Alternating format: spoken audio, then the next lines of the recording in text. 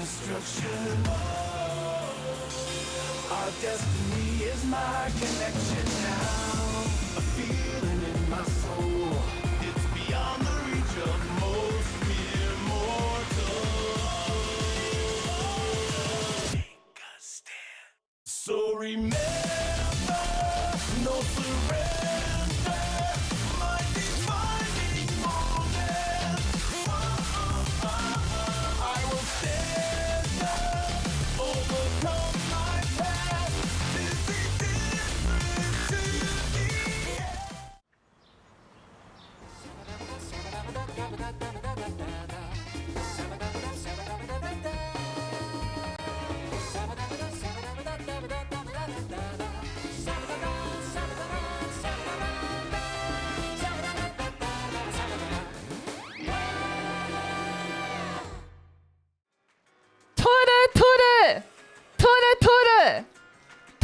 Tora. It is good to see every Tora. I'm a fresh new tiger, living a fresh new life. And what perfect opportunity to play Street Fighter 6 today before the first day of my new job. It is going to be the first day at my new job this coming Monday at the new studio that I will be working for. I'm very excited for it. I don't know what I'm going to be doing on day 1. However, day -2, I think we're going to get master today. I think that we're going to get master today. After all of the blood, sweat, and tears that we've put into this game, I've pinpointed the one thing that has been holding me back the most outside of every part of the game itself. And I think that's how I interacted with the game. Then I know it's to be said that you could find temporary succor or temporary calmness in just finding a new way to look at something temporarily.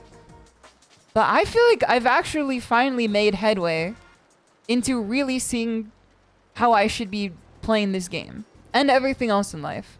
And it's made a massive difference in the last 3 days back to back straight with a significantly visible change.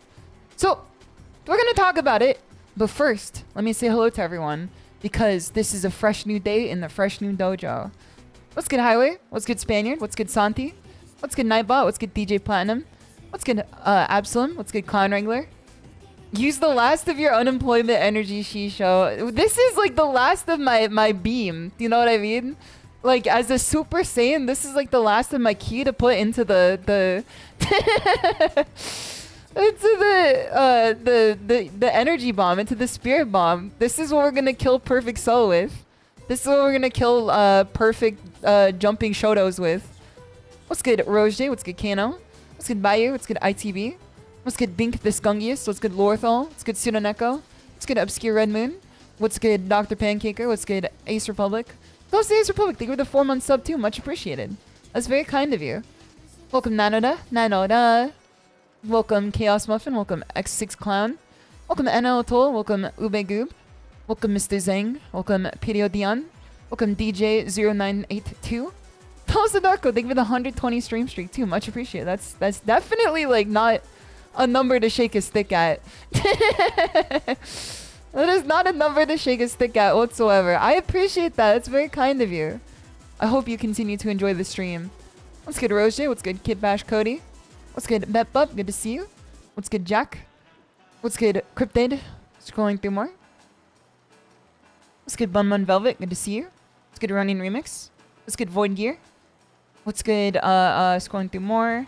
Scrolling through more. I think we might have everyone here. I think we might have had everyone here. Hold on. See if I missed anyone. Santi, I think I said hello to you, but you can get two. Those are Soul Spade, it's good to see you. And welcome, Mr. Ventus, as well. How's everything going? It is going better than ever. It is going better than ever. The Shimada Hameha, exactly. Oops, accidentally redeemed it twice. Don't worry. Redeem so nice, you gotta do it twice. 120? Oh yeah, watch this. Nico Oro, it's good to see you. I hope you're doing well. It's very kind of you. This is my last attack. There was, I don't know. I feel like I reached my breaking point when it came to Salt in fighting games. Specifically my experience with Street Fighter 6 this week. I think that I've reached a tipping point just from the combined stress of job search. And once the job search was completed, then I had nothing else to like do. You know what I mean? Like I had nothing else to funnel stress into. There gets to be a point in I think many adults' lives, I should say, where you find that empty vessel where the stress vacates and you want to fill it back up with something else to worry about. In the absence of everything else to worry about on my end, I then instead put all of my stress and concern into Street Fighter. And if you've been around for a long time, you probably know that fighting insult is not a new concept here. I've said and gone salty over many things through fighting games over like the course of 5 years of streaming for sure. Makes sense, makes sense. Those I'm a Frogger and Fuzzy Side, it's good to see you. However, every single time I found myself at a low point when it came to fighting insult and fighting in frustration, I always encountered some sort of truism that helps me out of that mound, that helps me out of the rut. And the way that I viewed it was that each time I discovered a new way of looking at how I perceive fighting games, like I changed my outlook on the opponents, I changed my outlook on myself. It always gives me a little bit of boost. Those who crowed. Those who crowed. It always gives me a little bit of boost that pushes me up over the mound, and I'm able to continue walking. However, just coming to a conclusion and thinking that it's useful does not mean that you're going to ingrain it within your daily life. This will sound so obvious. This will sound so obvious. But it is something you must practice daily. And I kept finding things over and over and over again that would help me over like the rut of frustration and like self-doubt and self-pity. And I would feel better momentarily until the next rut came through. And then I would go back to square one, even though I knew what I previously figured out was true. Because I was not practicing it daily. I would just figure it out and then think that's true. And then move on with my life and then like not deal with it from there. So instead, what I've decided to do was I took the advice to heart from many Tiger Bros. Many Tiger Bros have came forward with really, really valuable advice.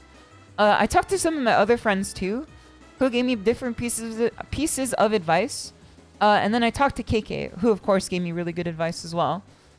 And what I figured out was that every piece of advice that I got was very different, but at the same time, it like fit together like a puzzle piece.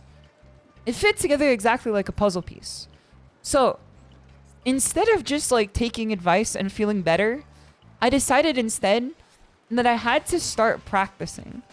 And I had to start practicing on like a multi-layer approach. So I kind of want to go over it before we get into the game here. I also raise myself up a little bit. Josh Groban style. You raise me up so I can mash on mountains. The hardest part is just doing it every day. So the thing with this is that what really inspired me is that I saw how I was getting better at Japanese every day. If you guys don't know, I've been studying Japanese daily for the last several months now, getting back on the wagon after like dropping off of it for a while. And my Japanese has progressed significantly. Like I can read Yotsuba page to like cover to cover without too much interference. Like I just sit down and I read a whole volume of Yotsuba cover to cover without very much like difficulty. Of course there are words that like I don't understand. So I just use a plugin to like get a quick definition and then add it as a note card later to study. And then of course there's words that are like colloquialisms that are like you wouldn't understand it unless you were like a native speaker. And that's kind of just something you pick up over time. But the difference between Japanese study and language study in general and Street Fighter is that in Street Fighter, every time you play Street Fighter, every time you engage with it, there's another person on the other side you could potentially lose to. When it comes to language, there's no one you could lose to. You're not queuing in the ranked language for the day. I mean, unless you're like, you know, like in the debate club, I guess there's like ways that you can lose, but like that's more rhetoric than it is language. Also, next day with the Tiger Shrine Fortune. I'll get it for you in just a moment. Shishou's grind and discipline and everything is always so impressive. I appreciate that because I wane quite heavily sometimes. But I feel like it's just because I get in my own way. I think the faster you're able to remove yourself from your own way, the more you can see yourself within the same, you know, the same action. I feel like what I do is not so remarkable that people cannot also do it themselves, yet it is remarkable enough that when you do it, you should feel proud of yourself. You know, there's a middle ground to it, which is another thing that I figured out as I've been, you know, rearranging my thoughts regarding everything that I've been learning so far. Because, as I said before in language, there's not another person on the other side to, like, beat you down and make you feel stupid. Of course, if you take on content that is harder than your level, you may feel stupid for a bit, and then you should just think, oh, I just should study more. You know? Like, there's no one who's gonna, like, come through and be like, you know, Nihongo, instead of Nihongo Jozu, they fucking Nihongo hita you. They hit you with a fucking Nihongo waruri. You know what I mean? They're not gonna do that. Typically. I mean, sometimes people can make fun of you for your language abilities, but it's like, that's not competitive. When it comes to Street Fighter, you could spend all the time in the lab trying to figure out new combos and new ways to play. But as long as someone is slightly better than you and gives you a hard time to play, there's always a chance you could find that demotivating, because you have to be the loser. Someone always has to be the loser, no matter what. There's always one loser. And I don't think that loser is the right term for it, but it is the quickest shorthand to provide, you know? Like, there's someone who loses, I should say. There's someone who wins and someone who loses. Because you lose does not make you a loser. It's just something that everybody must do, or else everybody would be a loser. Even Daigo would be a loser. When I take my Japanese learning class and I see Japanese Fletcher walk in. So it's like the feeling of being a loser sneaks into your brain when you lose enough. And what I noticed is that it'll only take me 1 or 2 sets for that feeling to start setting in at my lowest points, which was like this week. I've had pretty low points in fighting games in my life, but I got to the point this week where like losing several games would make me cry, which is not something that's happened to me in like 10 years. Or I should say like, I don't know, maybe 5 years, back when I first started trying to like play fighting games even at the most beginner level. It's not linear, not unlinear, or even multi. It's a squiggly line. Exactly. It just moves in a way, you know? You can't ascertain the progress and its direction it moves. You could only buy your ticket and sit down on the ride. You know what I mean? So it would quickly set into me that I would feel like a loser when I lost in 2 sets. Now that's absurd. You know? Like, that sounds absurd to anyone who's like listening logically. But the more you feel that way, the less logical you are, you know? You become more sporadic. You want to grasp at a win as much as possible. My feeling was that I was wasting time. That I was losing time by losing games. Which is like absurd because like I'm 29, you know? I have all the time in the world to play this game. It doesn't matter if I'm like 40 playing it. I'm still gonna enjoy the game. So like there's all the time in the world to play. It's because I set a hard deadline on myself. I thought to myself, if I could get this deadline down, I'll prove to myself that I'm able to be good at this game. Now, the goal that I had wasn't to be good at the game. The goal that I had was to get to master. Getting to master is getting in the top percentile of the game, but it doesn't necessarily mean you are the best at the game. I was trying to take 2 different things and assign a value to them, you know? Which is, again, it's another way to drag yourself down. So it all came ahead to a point where I would lose focus by getting frustrated after 2 sets, and then getting frustrated after 2 sets and losing focus. I would then lose 10 sets. And then I would blame, I don't know, I'd fight Mai and I'd say, oh fuck, I'm fighting Mai. This is gonna be a bad game again. Or like, oh fuck, I'm fighting someone who just jumps all the time. This is gonna be a bad game again. You know, like, it's the more you lose focus, the more you then expect failure to occur. Because you can't see it any other way. And you also can't dig yourself out of failing circumstances. So, the crux of all of this is that I realized I wasn't lacking Okazime. I wasn't lacking a combo. I wasn't lacking throw loops. I wasn't lacking defense. I was lacking an ability to remove frustration. And that was the only thing that I needed to progress. I could learn combos, and then I could lose in a situation where the combos didn't even have to apply. Remember when I told you guys last week about your stats raising over time, and not every stat you improve is going to be a stat that wins against a certain player? This is a stat that in 100% of the time will make you play better. It doesn't mean you're going to win, but it's going to make you play better. And it's your calmness stat. It's your ability to remain focused and in your lane. And I realized that is literally the only thing that was preventing me from progressing. Because the way that it would work is that I play for 2 sets, I feel discouraged, and then I either stop playing or I keep rage queuing. And by rage queuing, I then get worse results, and then I go down rank. And then I got stuck in Diamond 3 to Diamond 4 for a long time. Not even a long time in a time scale, just in a week or so. Which again, another layer on top of this is that I ascribed way too much value to how I play now, despite only having 70 hours in ranked at a maximum. Those already in Love Spark, it's good to see. I hope you guys are doing well. Shoot crack before it for an enhanced performance. Okay, fucking Terrell Bogard. But just saying all of this stuff doesn't mean that you could just put it into practice. We're talking about practice. We're talking about practice. Those 10 MM, it's good to see. I hope you're doing well. What it takes to put into practice was a combination of advice that I received from a bunch of different people.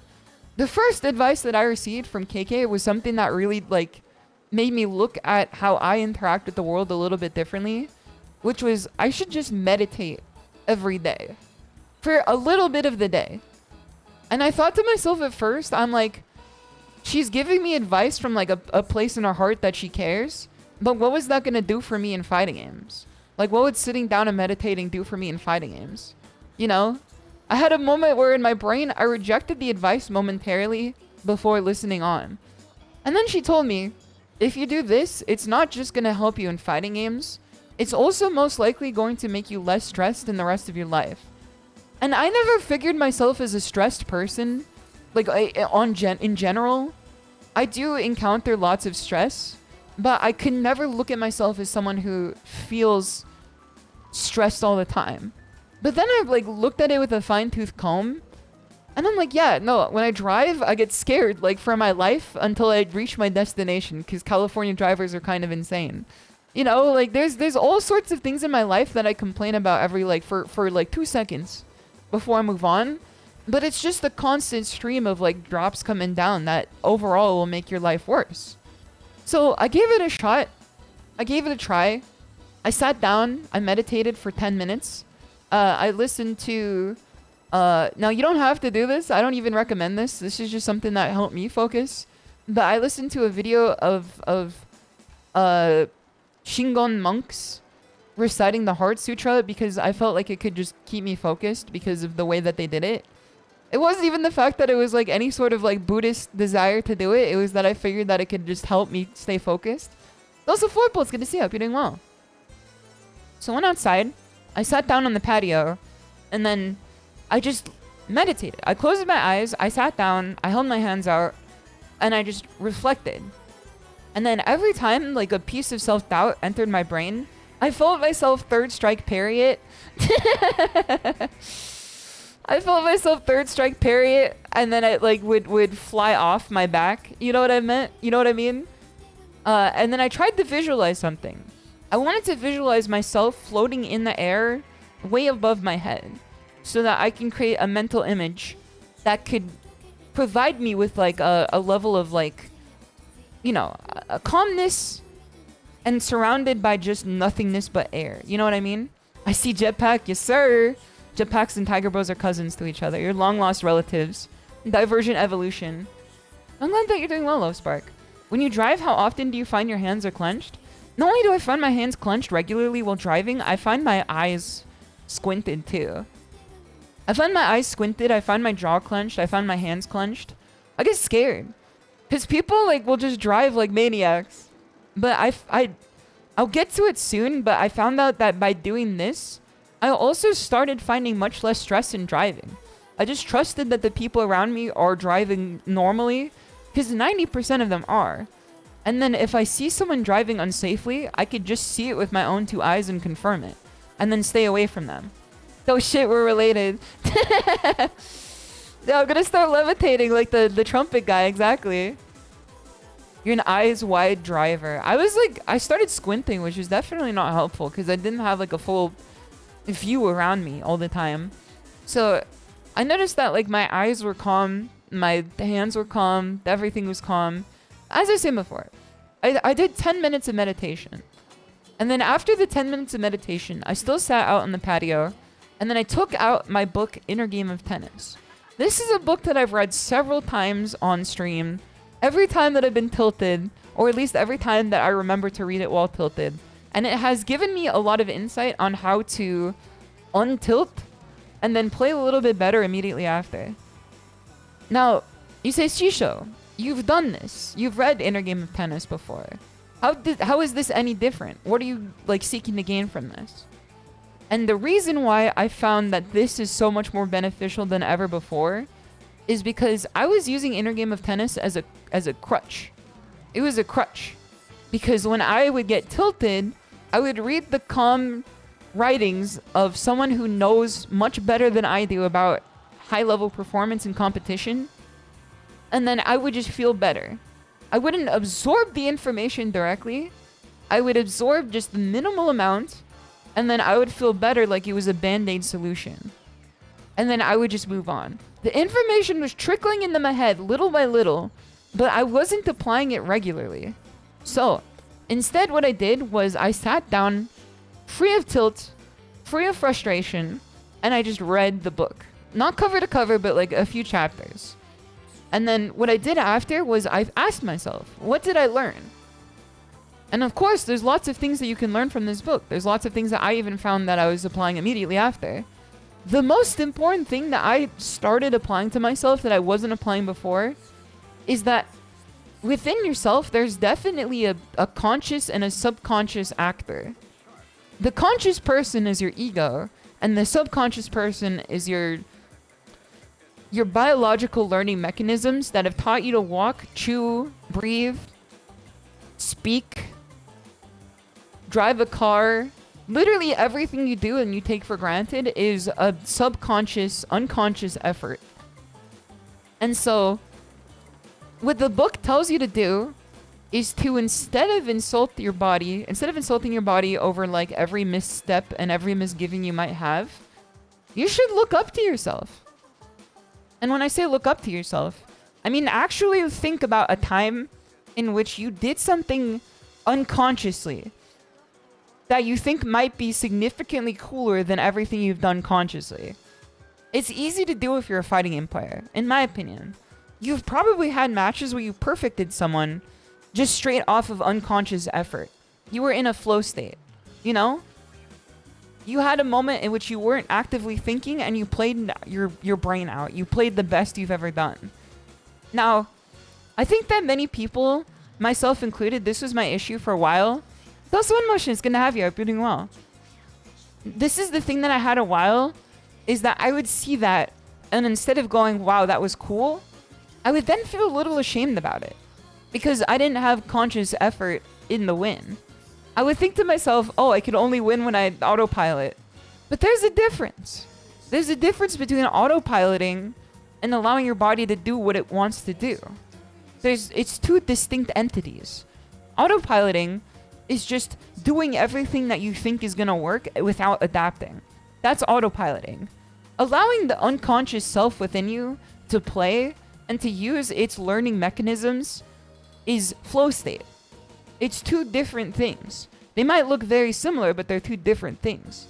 So instead of feeling ashamed about the fact that I didn't know what I was doing as I was doing it, I just acted upon my best interests, naturally, just by instinct. Instead of feeling ashamed about that, I said, damn, I'm kind of cool. I said, man, I'm kind of sick with it. You know what I mean? And so I started to look up to myself. I started to look up to that part of me. Honed responses. Exactly. There are parts of you that you sharpen like a knife without thinking. Those are kamikaze. It's good to see you. Hope you're doing well. Damn, SHISHOU kind of like that. Damn, I kind of stick with it. So I would just look up to that part of myself instead. And every time that I did something that could be so minuscule that you don't even think about it in your daily life, just out of regular like compulsion due to your inner learning mechanisms, I would then go, damn, I'm actually kind of sick with it. You know what I mean? Like, instead of, today is a good example. I didn't charge my phone until 20 minutes before stream. I have to charge my phone before stream or else it dies while I'm streaming. Instead of thinking I'm stupid because I forgot to charge it an hour ago, I went, wow, I'm really glad that I had the attention to detail to understand that I need to charge it now. You know what I mean? Like, I was glad that I had like the momentary remembrance that I need to put that shit on the charger ASAP. Like, instead of saying like I'm stupid because I forgot to do it an hour ago, I said I'm smart because I remembered to do it before stream started. You know? Stuff like that is really, really, really good for honing that mental aspect. So all of this is stuff that I knew. It's stuff that I knew. It's everything of this is something that I've read, something that I've heard, something you've probably heard too. So what's the difference? The difference is that when you come down to it and actually look at how I'm treating it like a skill. Not every truism is something you could practice every day. Sometimes something that you learn that you can just go, oh, that's a good concept to know, is something that you just pull out when you need it. Active awareness of your mind and calmness is something you can practice. It really is something you can practice.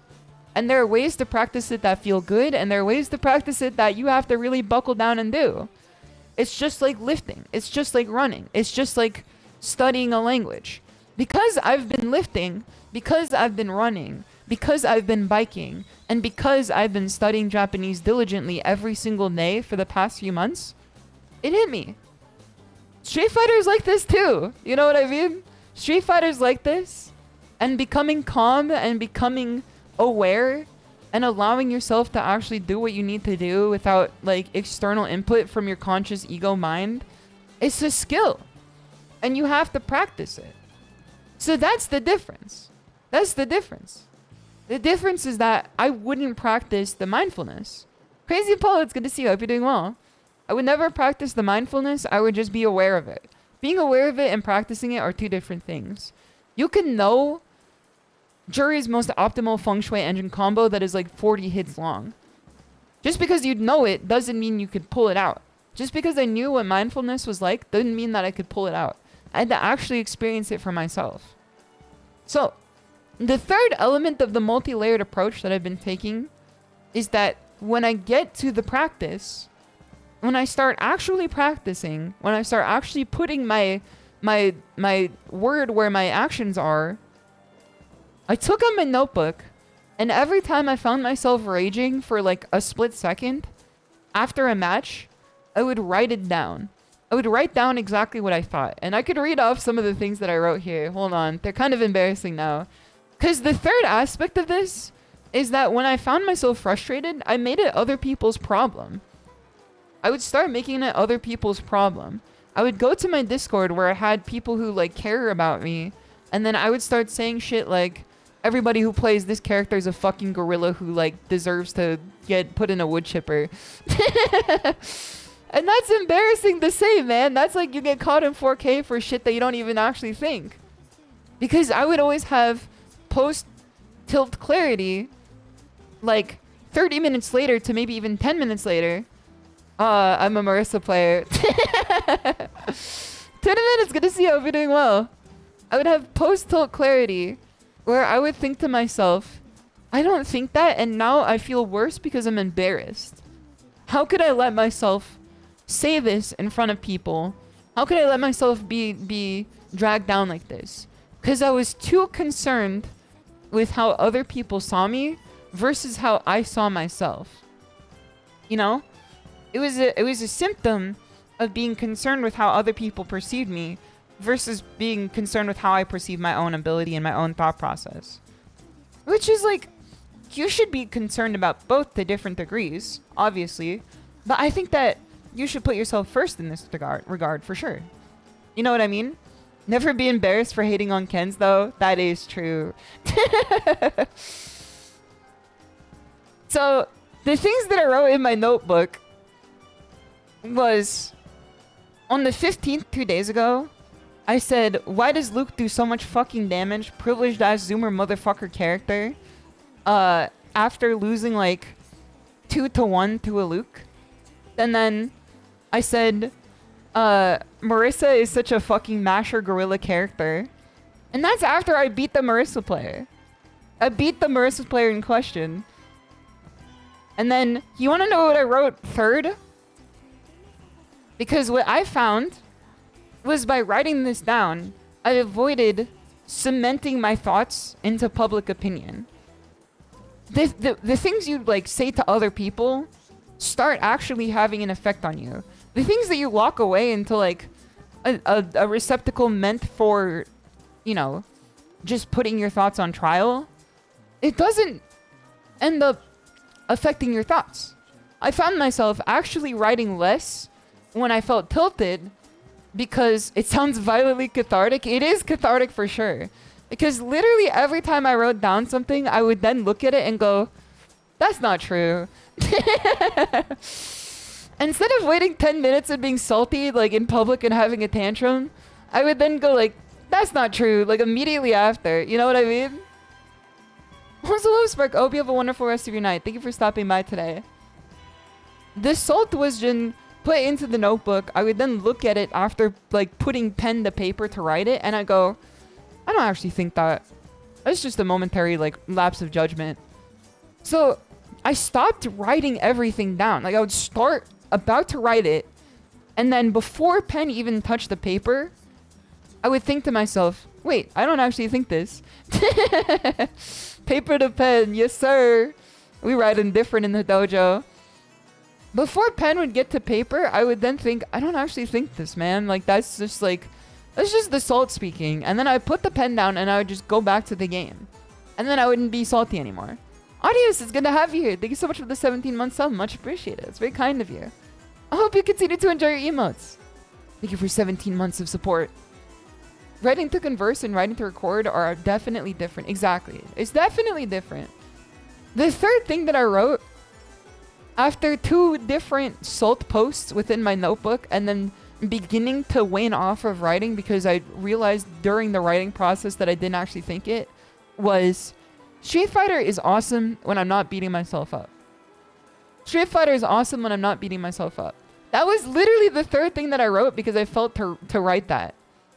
Also, Capitan, it's good to see you. I'm sorry, I ain't got anything on me. I ain't got that thing on me. I don't know any Spanish, my bad. She's unlocking the mental tech, exactly. Toasted DJ, thank you so much for the Prime sub too. Much appreciated. Much appreciated. It's very kind of you.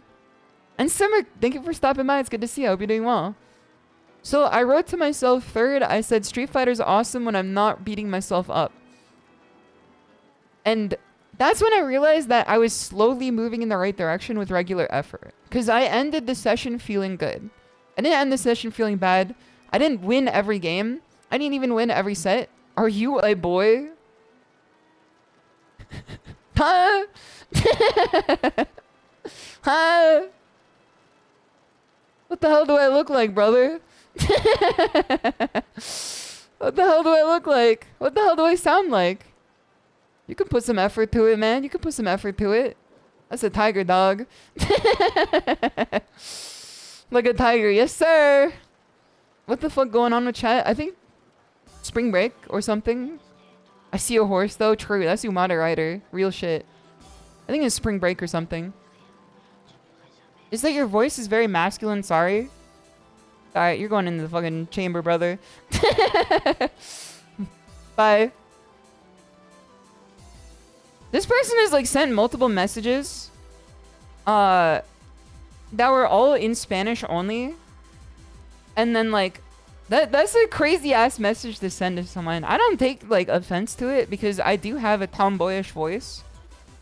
Like I acknowledge that. But like saying that to a stranger like begets, like you gotta like read the room. You know what I mean? It's not that I find it offensive. It's that I find it like I find it offensive that you found a person to ask that to. If you asked it to anyone else, I think that they would like actually beat your ass. You know what I mean? I find that like the cause to ask such a question to a stranger, that to me is like enough to like, you need to be put in like a re-education camp or something to learn how to interact with people. Send them to the send the ICBM to their IP. Yes, sir. That's like part of the appeal. Yes, sir. I know that's right. I don't mind having a tomboyish voice. It's just like who I am. You know what I mean? It fits the model better. When I was doing like a put upon higher pitched voice, people would say that I didn't fit my model with my own voice, which would like shock people I talk to daily, because they're like, you look like you sound. And I'm like, I know that's right. I'm like, I know. And then I would realize that I was like too stressed and too like trying to be a higher pitched voice streamer. I was like, oh, okay, that makes sense then. I see now. What does SHISHOU high pitched cutesy voice? I don't even want to try it, man. It's a time begone. It's a time begone. It's a time that we don't gotta think about too hard. Hey guys, good to see you. Hope you're doing well. I'm on your same IP. If we get swatted, I'm gonna end it. Why did you think I'm getting swatted? I just banned someone for saying something head-ass, man. Ain't no swat to the damn stream. Also, okay guys, good to see you. Hope you're doing well. I'm going to end it. Because you said, no, I'm sending ICBMs to someone else's IP, not ours. We're fine. Don't worry about it. Don't worry about it. Don't think too hard about it. We're okay. We're okay. They can't retaliate in time. I remember the quote from Mike Tyson, people have gotten too used to being able to talk shit without being punched in the face. I know that shit's right. They got Uno reverse? No, man, no. Listen, just because they spoke Spanish don't mean they got Uno, man. I don't... Listen. I think that they were like 15 to 16 years old, which means they were too short to ride this stream. You know what I mean? I think they were too, like, short in lifespan to ride the stream. You not safe. No, man, no. So I sent the ICBM to my own IP. What was I talking about? Oh, yeah. I was saying that by writing stuff down, I ended up just enjoying the game. And even though I've lost sets and matches that session, I still felt good about the session. And I still had a great time. You know? I still had a great time. You want to know what I wrote literally after? You want to know what I wrote literally after? I said, fuck throw loops.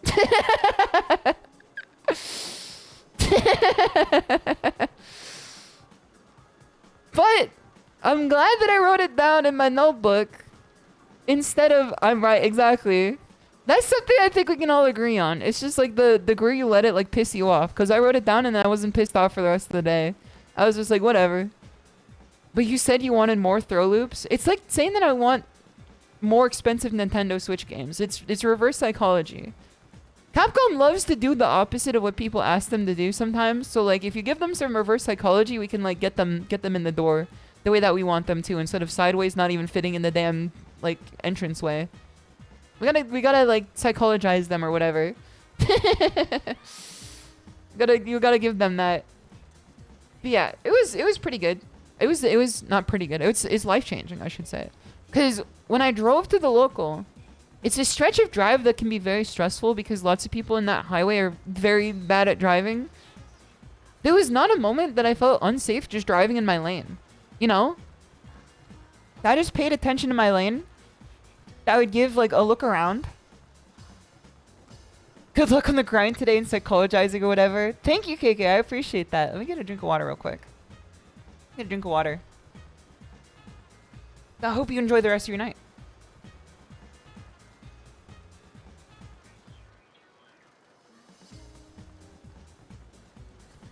Okay. What I noticed is that, like, when I drove to the local, that was just calm in my lane. I just understood that if I drove in my lane and I made sure that no one was around me when I turned and I signaled ahead of time, that wasn't gonna get like run into by an insane person. like, I drove defensively and I drove awarely, but I became more aware by thinking that not every driver on the road was about to crash into me at all times. You know what I mean? Because, like, I think I'm a pretty good driver.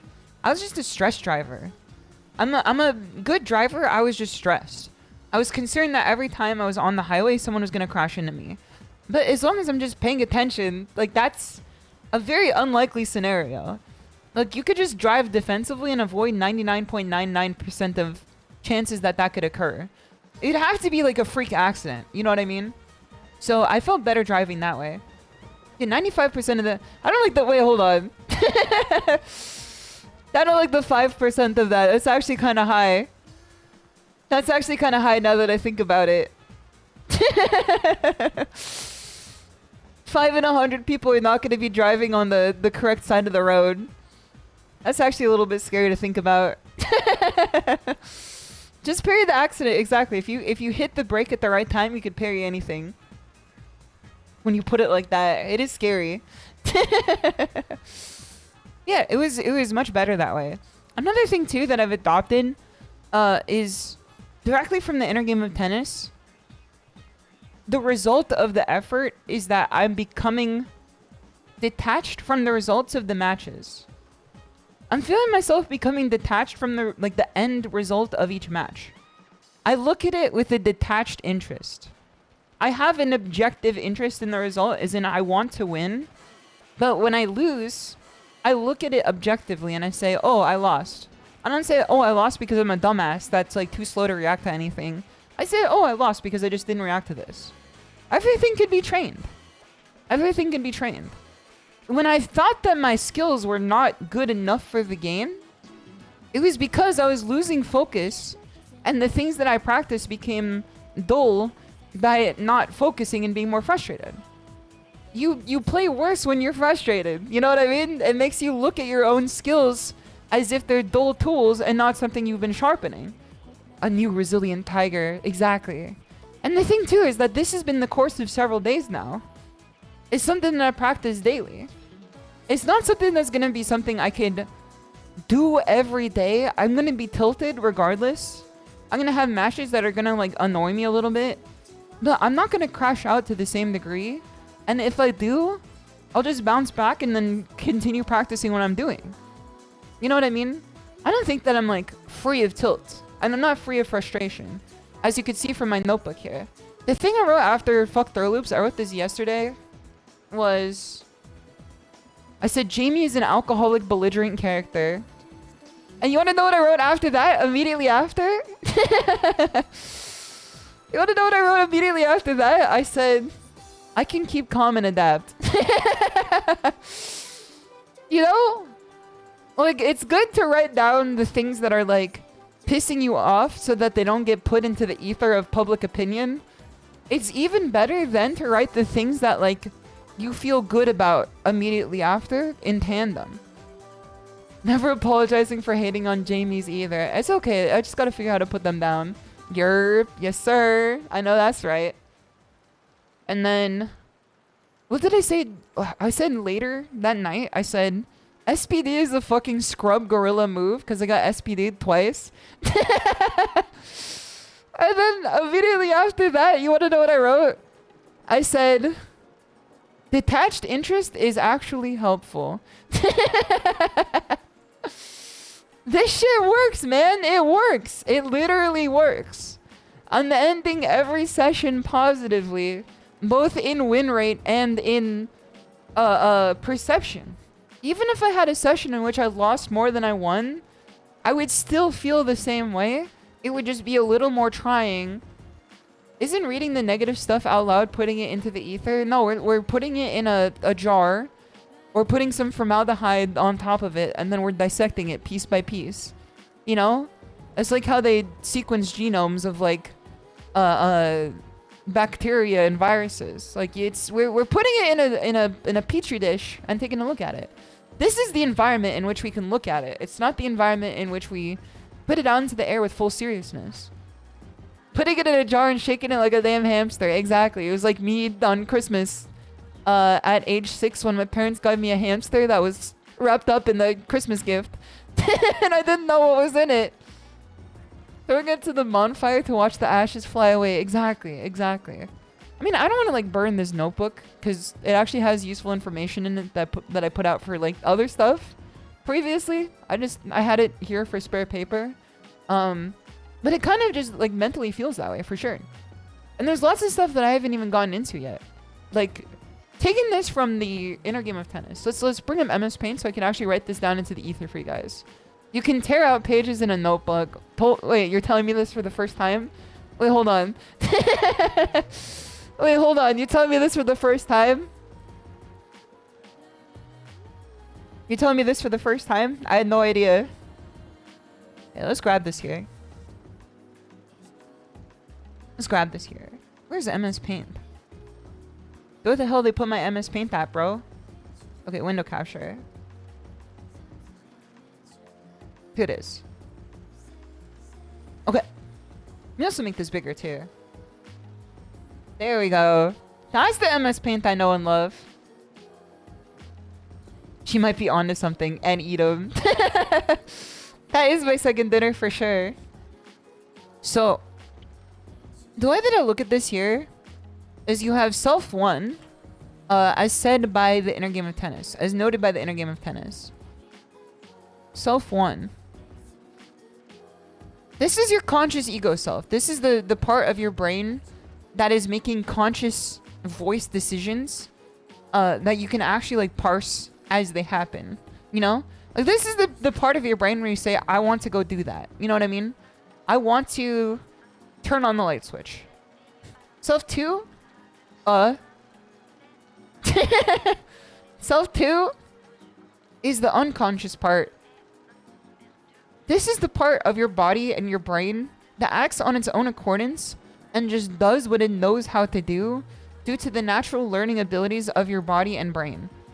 I can't. Come into Madness. It's good to see you. I hope you're doing well. So self 1, I look at it like the director. Self 1 is kind of like the director. To a leave or whatever. And then self 2, like I said, with turning on the light switch, this is the part of your brain that actually reaches a hand out unconsciously, flips the switch on, and enters the room. You never actually like look at the light switch typically. You just do it because you know where it is after doing it several times. This is the actor. The director does not go on stage and act in front of the camera to see what they want to see. The director tells the actor what to do. The actor gets on stage, and to the best of the actor's abilities, they will then act out what is asked of them. Now, the actor doesn't always get it right. Which director? Hideo Kojima. You might know him from a little thing called Snatcher or Death Stranding. Just some little games like that. Also, Joe, it's good to see you. I hope you're doing well. And Mr. Zang, it's good to see you. Self 2 is the self that says self 2. That kind of is true. It is like a disease or something.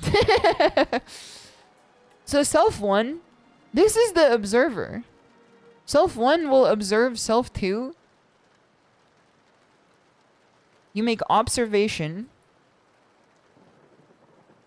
The observation. And by observing self 2, you then provide self 2 with the information from the observation. So you take the observation, gather the information, and then provide the information back. It's kind of a feedback loop. And this feedback loop is the greatest feedback loop in humankind history. This is the feedback loop that allowed you to learn how to walk. This is the feedback loop that allowed you to learn how to swim. This is the feedback loop that literally allowed me to learn how to swim by looking at a GIF of someone swimming. Because I observed the swimming. I said, I want to go swim. I want to learn how to swim. I looked at a GIF of someone swimming on Google Images. I looked at a video. And then I got in the water and just replicated what I saw. So you observe, then you provide info,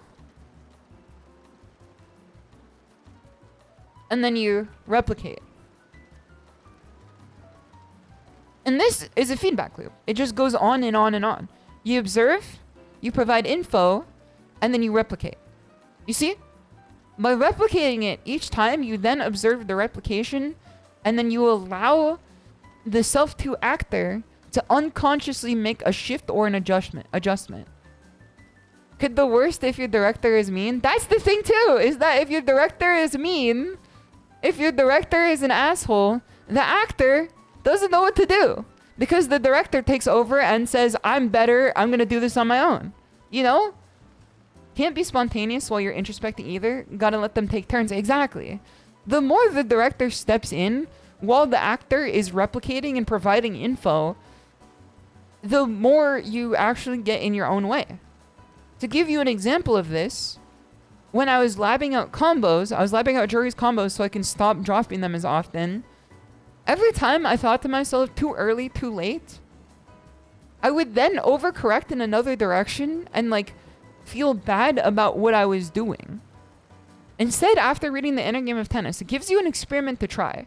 The experiment within the inner game of tennis says to hit 10 balls in a tennis court to a specific point on the opposite end of the court.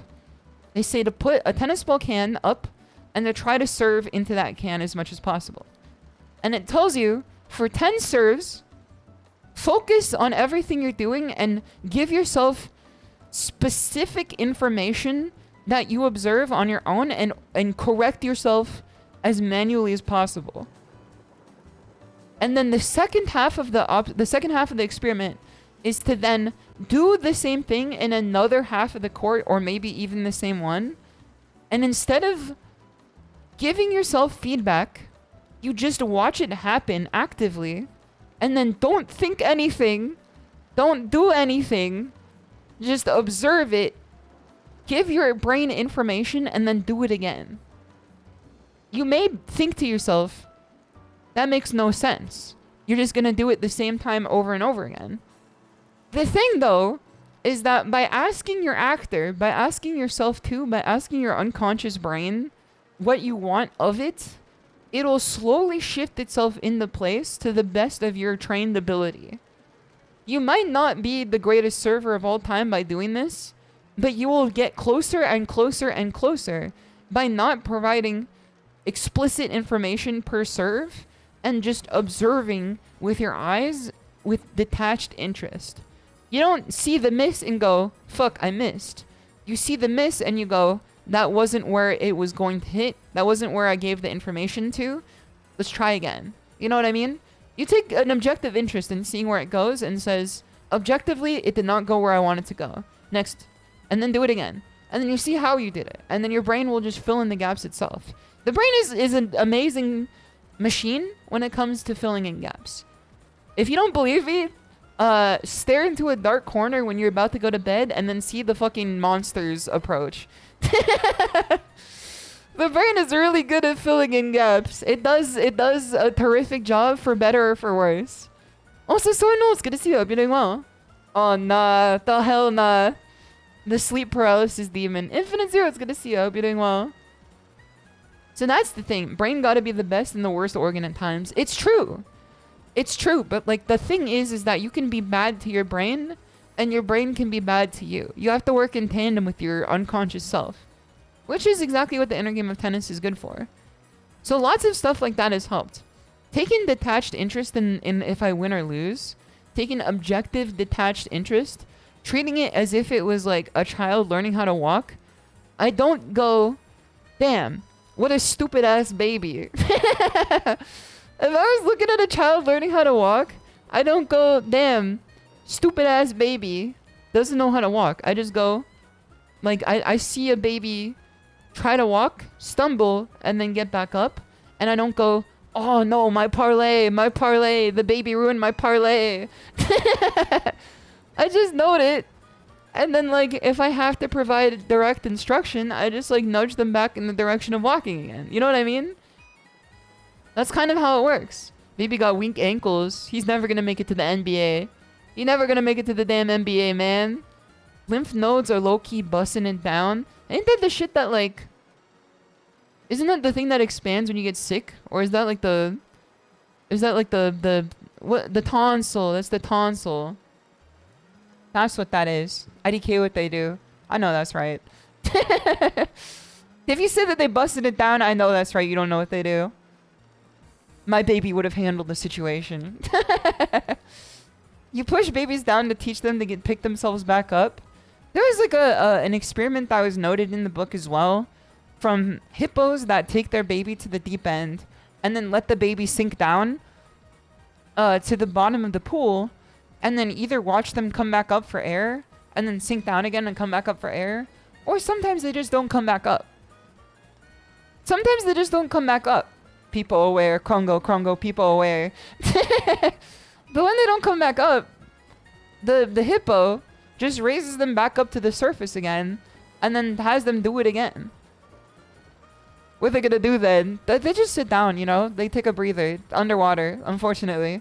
Tactical cocaine, it's good to see you. Hope you're doing well. They just let them sink again. Because by doing multiple times in a row, your body has a fundamental level of repetition into sorting itself out. Hippos don't give a fuck, though. They give a little too much of a fuck if you get too close to them, unfortunately. And also, postmortem, I don't know if I greeted you properly, but I hope you're doing well. This is kind of something that I've also been noticing in my play, is that I treat my games now closer to that of a mama hippo teaching a baby hippo how to swim. When I lose, I don't go, I'm stupid, so I lost. I just go, oh, I lost. So there must be something to do different. And then I look at the replay. I watch a few moments of the replay. And then I see, oh, I could have parried here. Or like, I should have anti-air. There's a few times I didn't anti-air here. So then I just show myself, in these situations, I'll just anti-air. Showing your own body what to do, like giving your own body an image of what to do, is also like the best thing you can do as well. You can't ask for something that you don't know. You can say, I want to win. But by saying I want to win, all you say is I have an expectation of you. If you say here's a jump in, like you mentally imagine a jump in, imagine yourself anti-airing it. If you do it enough times, you'll find yourself actually doing it more frequently the more it comes up. Again, another thing I noticed while playing. It's just a whole bunch of trust in yourself and trust in your unconscious effort to learn. That's the combination here that I've touched upon. So for those of you that weren't here, I'll give it a quick can I erase with this? Generative erase? What is this? What is this? What does this do? What is I'm scared, man. I'm scared. What the hell is it's glowing, man? I've never done that shit before in my life. That's scary. Why did it take so long to fucking erase? It's gone. Why did it take so long to erase that, man? That's crazy. Also, where's Shimada? It's good to see you. I hope you're doing well. You taught it all it needs to know. I gave Skynet all my personal data. Should I go over it here? I know, we need a fucking AI to erase it now, too. And Strongest Thumb is fair. It's good to see you. First thing that I did, this is a multi-step effort, is meditation. I found that daily meditation has really actually actively helped me remain calm. I even did it before stream today. I did it when I finished the bike earlier today. I took a shower and then I meditated outside for 10 minutes. And then before stream, I meditated for 5 minutes. It doesn't have to be meditation in the way that you imagine like a Buddhist monk doing it. It's just sitting down, closing your eyes, and then imagining yourself in a place of inner peace. It will provide wonders to your ability to then cognitively act for the rest of the day. So daily meditation doesn't have to be anything longer than 5 minutes. I'll say 10 minutes. 10 minutes is safer. And this is like an extreme case. My case here is an extreme case. My problem was that in the last week or so, I would have sessions so bad that they would make me cry. That's how frustrated I was getting with this game. And I was not getting frustrated with the game. I was getting frustrated with the imaginary value that I placed on all of my efforts and then giving myself like a letter grade of like, oh, you're horrible, or oh, you're like, you're on fire today, but you're gonna be bad tomorrow. You know, this is an extreme case. If you find yourself in a similar situation though, this will help you. It's helped me significantly. Step 2. Actively practice and apply the inner game. Actively practice and apply. Actively. Don't just read it. Actively. With me now. Actively. Much like the bacteria within a Yakult, you must be active. You have to actively practice it like a skill. The inner game. And the inner game is simply just the game that you play with yourself while doing a competitive effort. Experience is the best teacher. Exactly. I recommend you read this book. If you've never read it before, it will provide you with so much insight that you never even considered. So actively practice the inner game with awareness. Read the book, write down what you learned, think about it as you play, and then you will find yourself slowly but surely improve your mindset. And then 3, journal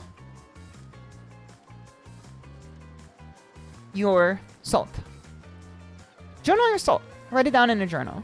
This is a very, very, very, very, very helpful way to prevent yourself from putting that salt back into the ether and finding yourself even more embarrassed later. Because the things that you say end up being the things you think.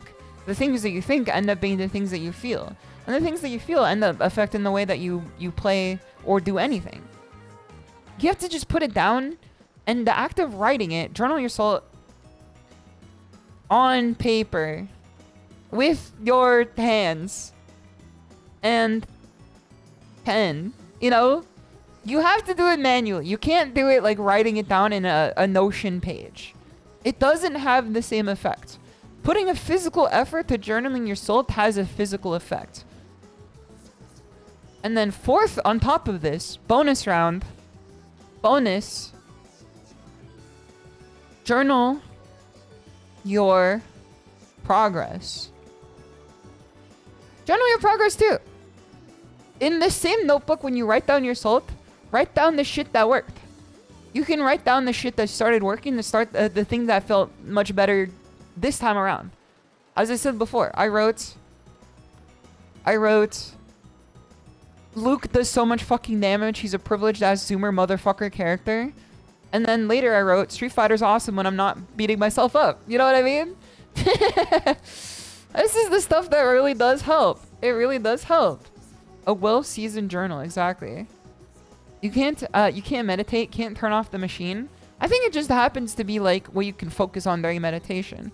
I have an extremely active brain. I'm always thinking about stuff all the time. It's a thing you practice. It's not a thing you can't do. It's a thing you practice. I found myself like in meditation, even actively thinking, damn, I'm kind of like all over the place mentally right now.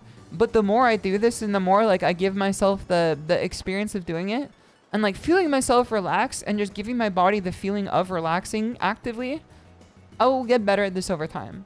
Secret technique, play a character you don't know and learn to not take you losing personally. Your main makes you take things seriously and reminds you to have fun. That is very true. Hogan the Third, that is very true. Voice time, Loisons.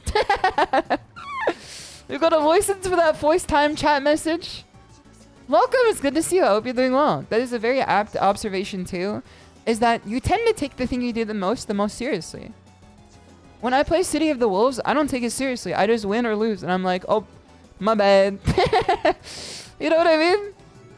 When I play that game or I play Under Night, I don't feel bad about losing. I just happen to lose, and I'm like, oh, okay, who cares? My good. You know? Like, I just have fun. I would lose, like, I lost, like, 10 sets in a row playing Guilty Gear the other day for, like, the first time in forever. Just at the local. And then I was just like, oh, this game kind of cool. You know what I mean? I didn't care. I wasn't salty or anything. Every time I did something a little bit better, I was just like, that's awesome. The thing is that you have to keep that in your heart as much as possible. And by doing these 3 things, you could actively keep that in your brain and in your heart. Welcome back, Yo Johnson. Yo Johnson, we missed you. I hope you've been doing well. I did hit some Yo Johnsons for sure. Yeah, if you play a side game too, it can teach you new skills. I learned better defense by playing Under Night because that game like rewards good defense pretty well. Same thing with City of the Wolves. When I play City of the Wolves and I start defending better, I start playing better in Street Fighter.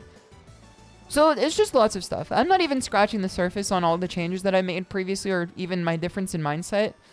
However, big thing out of everything here.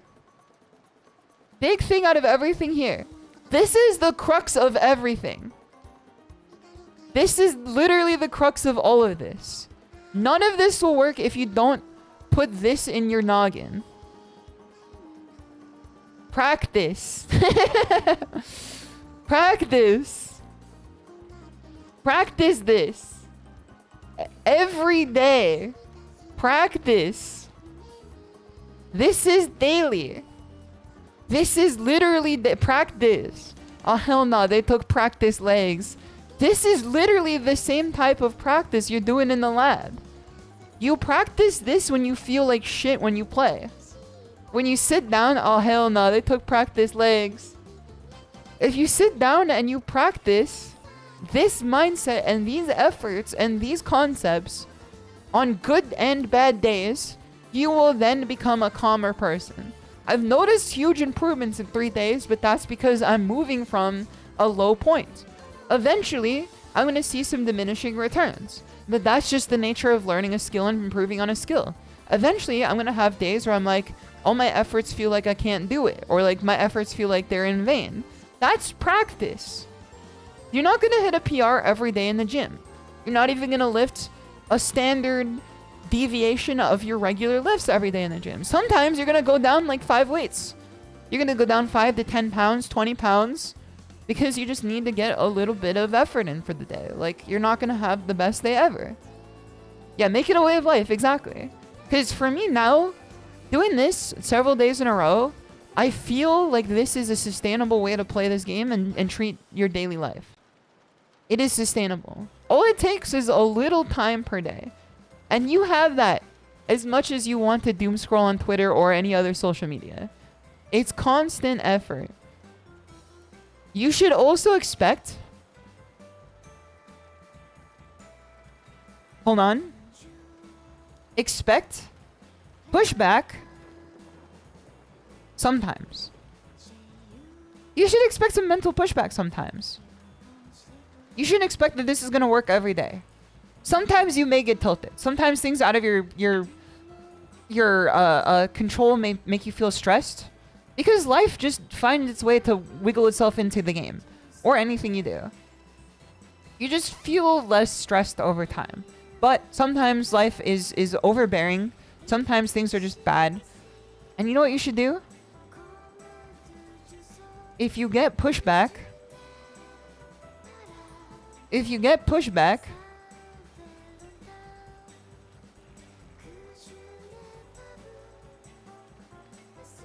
do it again tomorrow.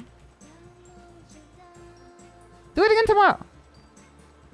You don't gotta do it to the best of your ability every day. Just do it again tomorrow. You know? Do it again tomorrow. There's always a tomorrow to do it again. It's like saying sometimes you could do everything right and still lose. That is true. You literally can have awesome games that you lose. I've lost many awesome games where I do everything right. I mean, like, theoretically do everything right. It just so happens that my opponents get, like, increasingly better reads. Or, like, they see my patterns. It's not that I'm playing wrong. It's that, like, they just have an edge up in certain aspects. Or sometimes it's just a scramble, too. Like, sometimes you feel like you play everything right and you still lose. That's okay. It happens. Do it again tomorrow. It's every day, bro. It's every day. It's every day. You know what I'm trying to say? Let's that on that, though. Let's do a bit of a scramble. Before I get into the game itself, let's do a bit of a scramble today. That's how I've been changing my mindset. And I think that if you guys apply this to your own mental model of how to play fighting games and how to do anything, literally any skill that you want to learn, I feel like you can improve your life significantly. My life was being, what's the word? It was being hindered by my desire to get better at the game. what was actually at the crux of all of it is I just had a desire to play. I had a desire to play, and what does losing do besides just give me another opportunity to play after? You know? I just wanted to play. I just wanted to play. I want to play in tournament. I want to play online. I want to play offline in casuals. I just like playing the game. And then by standing in my own desire to play the game, I then made the game miserable. So that's just my own... Oh, no, man. Not the Bahama Mama, brother. No, man. No, man. No. We ain't fucking with the Bahama Mama today, man. We're gonna get the bigger sausage for $2.30, man. Speaking of misery, what happened to that bread? They fucking... Relax, bro. It ain't going anywhere. I like the fact that you can see the guy's hand under, like, the parchment. It looks like he's about... Like, it is the Phantom of the Opera gripping at the strings here. You know? Like, you could see where his grip came forward from the paper. Like, you can see the creases in his grip. Oh my god, it's good to see you. I hope you're doing well. You could see the creases in his grip where he gave it the fucking death grip, you know? I can't think we're gonna do this one. I think we're gonna do sausage. 27%. The worst part is that the sausage looks fine. John Carpenter shot. There was a grizzly scene, or a glizzly scene, for sure. Hot dog and chip. I could fuck with a crunchy hot dog, man. I think crunchy hot dog's pretty good. I'm actually craving hot dog. I haven't had a hot dog in forever. Like Glizzler. He's squeezing it like that shit costs £7. It ain't going anywhere, man. It ain't going anywhere. I haven't had hot dog in forever, man. I haven't had hot dog in forever. Hi, freaks. What the hell? What the hell I do? They look good, but I would give hot dog over the edge. I would give the hot dog over the... Hold on. Damn, they look good, but I give the hot dog the edge. I misread that 5 different times, man, in 5 different ways. I think the hot dog does have the edge here, especially because it comes with the drink. They sold pepper chicken fries. Like, it looks good from the outset, but like, where the hell the chicken, man? Like, that ain't chicken. That's just like... They took crumpled up straw and put that in the deep fryer. I see the chicken, but like, I don't see the chicken, if you catch my drift here. It's there. That's just like... Those don't look like chicken. That looks like damn poop. Like, it looks tasty in a way, but it's like, why is the chicken so thin? Like, what part of the chicken is that where it can be so thin like that? Where they just like... What is it? I don't get it, man. I don't get it. I think we're getting hot dog with the chippy and the drink. What? Huh? Nah, not the Bombay sandwich. The hell nah. Unk got the Bombay sandwich in the damn bucket, man. At the Rochdale Club. The hell nah. Chicken fries with the artful condiments disguising the substance. That's the thing too, is that it's like... It's just more colorful, so it tricked people into thinking it was better. Also, T-Berlin, it's good to see you. I hope you're doing well. People love thin chicken. Give me a chicken breast or whatever. And make it snappy. Get me a smoothie. Get me a coffee. Bombay sandwich. What is this? Why is it in a bucket? Chicken kadai pie with vegetable samosa in a bun. So it's got the pie and it's got the samosa, but why is it in a bucket? Why? I think that like... The great nation of England needs to reevaluate what the fuck it be doing with sandwiches. Because, like, not the only time I've seen a sandwich on Scramble where it's simply just 2 other food items put between 2 pieces of bread. You know? America has sandwiches on lock. We know sandwiches, man. We know sandwiches. Bombay sandwich. Yes, sir. We know sandwiches, man. I don't think that, like, even if they have Earl of Sandwich or whatever in England, I don't think that they know sandwiches. I think that they just be experimenting a little too much with the formula. That sausage mogging this shit. That's it's not even on the entire thing, man. I do like find it kind of like miserable to have to eat the sausage with your hand. Cause that just like screams to me of like Skyrim is for the Nords or whatever. You know what I mean? Like, I don't... It seems a little greasy of a way to eat food. Have you ever had KFC Double Down? No, I don't remember the last time I've had KFC, to be honest. If I'm being real with you, I don't remember. What? Huh? Did I wake up in the opposite day or whatever? Did reaching my Ariashiki, like, end up reversing the course of what we see, like, as Scran? Have we entered a bizarro world? 8 out of 10, here we come. We have to get a perfect game for the rest of this. Steak and chips with chimichurri looks delicious. I don't care what you think. That looks so much better than whatever, like, the shit on the right is. Because that pizza looks a little sad. It looks tasty in the realm that every pizza is still tasty. But I would go for the steak and chips, man, for 10 bucks with drink, too. Then that drink is bottled? That seems so much better for the price. It's less expensive, too. Okay, I was going to crash out if this was the case here. That was going to crash out, man. The full Monty. England, I think we need to talk about our sandwiches, man. I think we got to talk about our sandwiches. With mentaiko mayonnaise. This is easily the win. This is easily the win. No shot. This is not the win. This is like the nasty patty, man. Like, I feel like this would be delicious. Like, but there's just too much going on.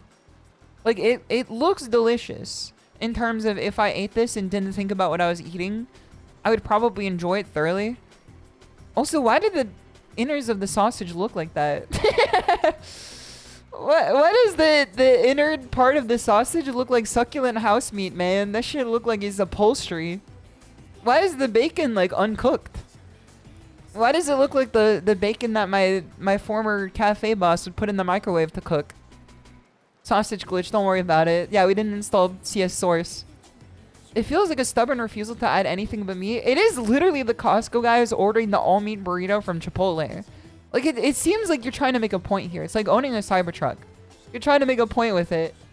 Oh, it's the Papa Ninja Pad. Thank you for the Tiger Bro, too. Let me grab it real quick. It's good to see you. I hope you're doing well. We're also going to do the Tiger Shrine portion after this because I just realized I forgot to do it until now. Presentation is half the battle and it lost. Even this having, like, no regard of, like, the 3/4 rule, I think that this might be it, man. 80% for this, man. It looks like it would be tasty, but, like, in a way that you have to shake your head while eating. Scheme poutine. No, man. No, man. No, man. No. What the hell is a scheme poutine, man? What they scheming about over there? What is it scheming, man? That makes it, like, scary. Butter chicken tacos look delicious. They look a little, like, put upon, but they definitely look like, give me a fork with that too, for sure. But, like, scheme poutine, what is it poutine? What is it scheming? I don't think the great nation of England fucks with poutine, to be honest, either. So I think just on the nature that it's poutine, we might be able to go over to the butter chicken for sure. T-Money, it's good to see you. That's not poutine. That is true. Where's the gravy? Now that you mention it, where's the gravy? Also, Void Nexus, thank you for the follow earlier too. Much appreciated.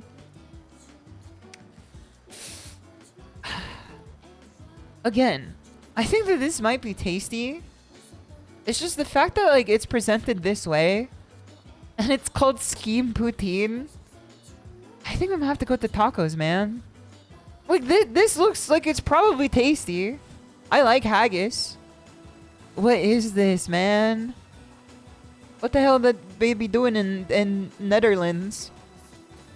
Gammon sandwich with original sauce. What is original? What's original with it? What's gammon? Besides, like, the motherfucker who keeps, like, annoying Link. The guy who keep playing tennis with Link in Ocarina of Time. Who the fuck is gammon? Pie chips and gravy. Like, this is just a simple win. You know what I mean? Now, this is cheap for, like, a lot of food, ostensibly. Pie chips and gravy is, like, that's the default. That's like you're picking, like, the main character of the game. Your local stepbro, thank you so much for the offering. It's good to see you. I hope you're doing well. Welcome, welcome. £11 look expensive for 2 tacos, though. That is true. But, like, the opposite was... It was sad, man. It was sad. It was, like, as expensive for something that, like, shouldn't also not be expensive either. I kind of, like... This looks tasty. I would actually fuck this up for sure. But how do you eat this? This is a dark construction, man. This is a dark construction. I kind of vote for... Okay, well... I had it on the money with the pie chips and gravy. Squid? The bucket is not doing you any favors. I don't want to be...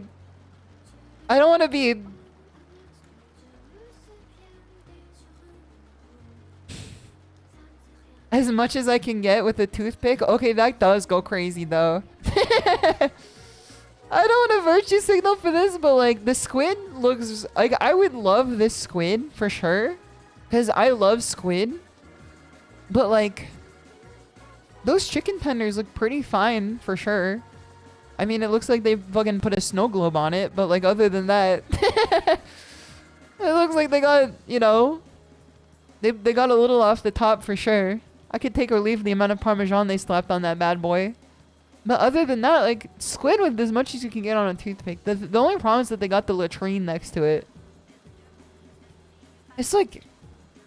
The latrine is like the problem here, you know? Because it just looks dirty, like on the outside and on the inside. I would... Where is this? What is tan? Where is this? Just take the squid and go. Just put the squid in the bag. Where's tan? Tanzania? Isn't it Tasmania? I thought it was Tasmania. I don't... What is the sauce? If they said what the sauce was, I would feel better about this. I also love like the raw vegetables on the side too. Tanzania. That's the one. Tanzania. Tanzania. Tanzania. That's the one. Okay, we're going with this. 47% for this. I love squid, but like I would not get the damn bucket. Dude, 5 Loco. They fucking around with the 5 Loco in Australia, Brisbane. At Brisbane Roar, they got 5 Loco. Damn, I didn't know. I didn't know. I thought we were only up to 4. Dr. Prince Bones and Doc Rockshot, it's good to see you guys. That's crazy. Lamb keema fries looks better than like... Listen, you can't say chicken and chips and then have the chicken be like chicken nuggets from like a Trader Joe's bag, man. You can't be doing all that. You really cannot be doing all that. You can't just say chicken and chips and the chicken is like chicken nuggets. Like it's gotta be like chicken tenders with master food sauce packets. Even if they have 5 Loco, I can't for the life of me go with this. With the cider too. I would rather go with the keema fries. That's just chicken nuggets, man. That's just chicken nuggets. Rotisserie chicken sends me every time, man. Rotisserie chicken sends me every time, man. Just the whole ass chicken? Really? In the stadium? Just the whole chicken, huh? The whole guy? Really? Like the everything? The everything, huh? In the fucking... The reclining seats here, too. Like the stadium seats. You got everything here. LAFC, this could be yours? Wait, hold on. Wait, hold on. Now that you say it, it does look kind of good. I can't joke on this anymore because like this is my scran, these are my people. These are literally my people. And this is literally my scran. You know, now that I look at it a different way, just give me the damn bird. Put the bird on the stick and then put the stick in the oven and then put the oven out of the bird and then put the bird on my plate. In the bag. And get me a coffee. The fact that it comes with garlic bread too, I would eat this for sure. If I go to LAFC, maybe I fuck with the rotisserie chicken with mac and cheese. However, pizza slice. Pizza slice for $3.50. You know what? For $3.50, nah. Give me a slice for $2. Take it or leave it. Take it or leave it. Pizza does not look good though. It literally looks like worse Little Caesars.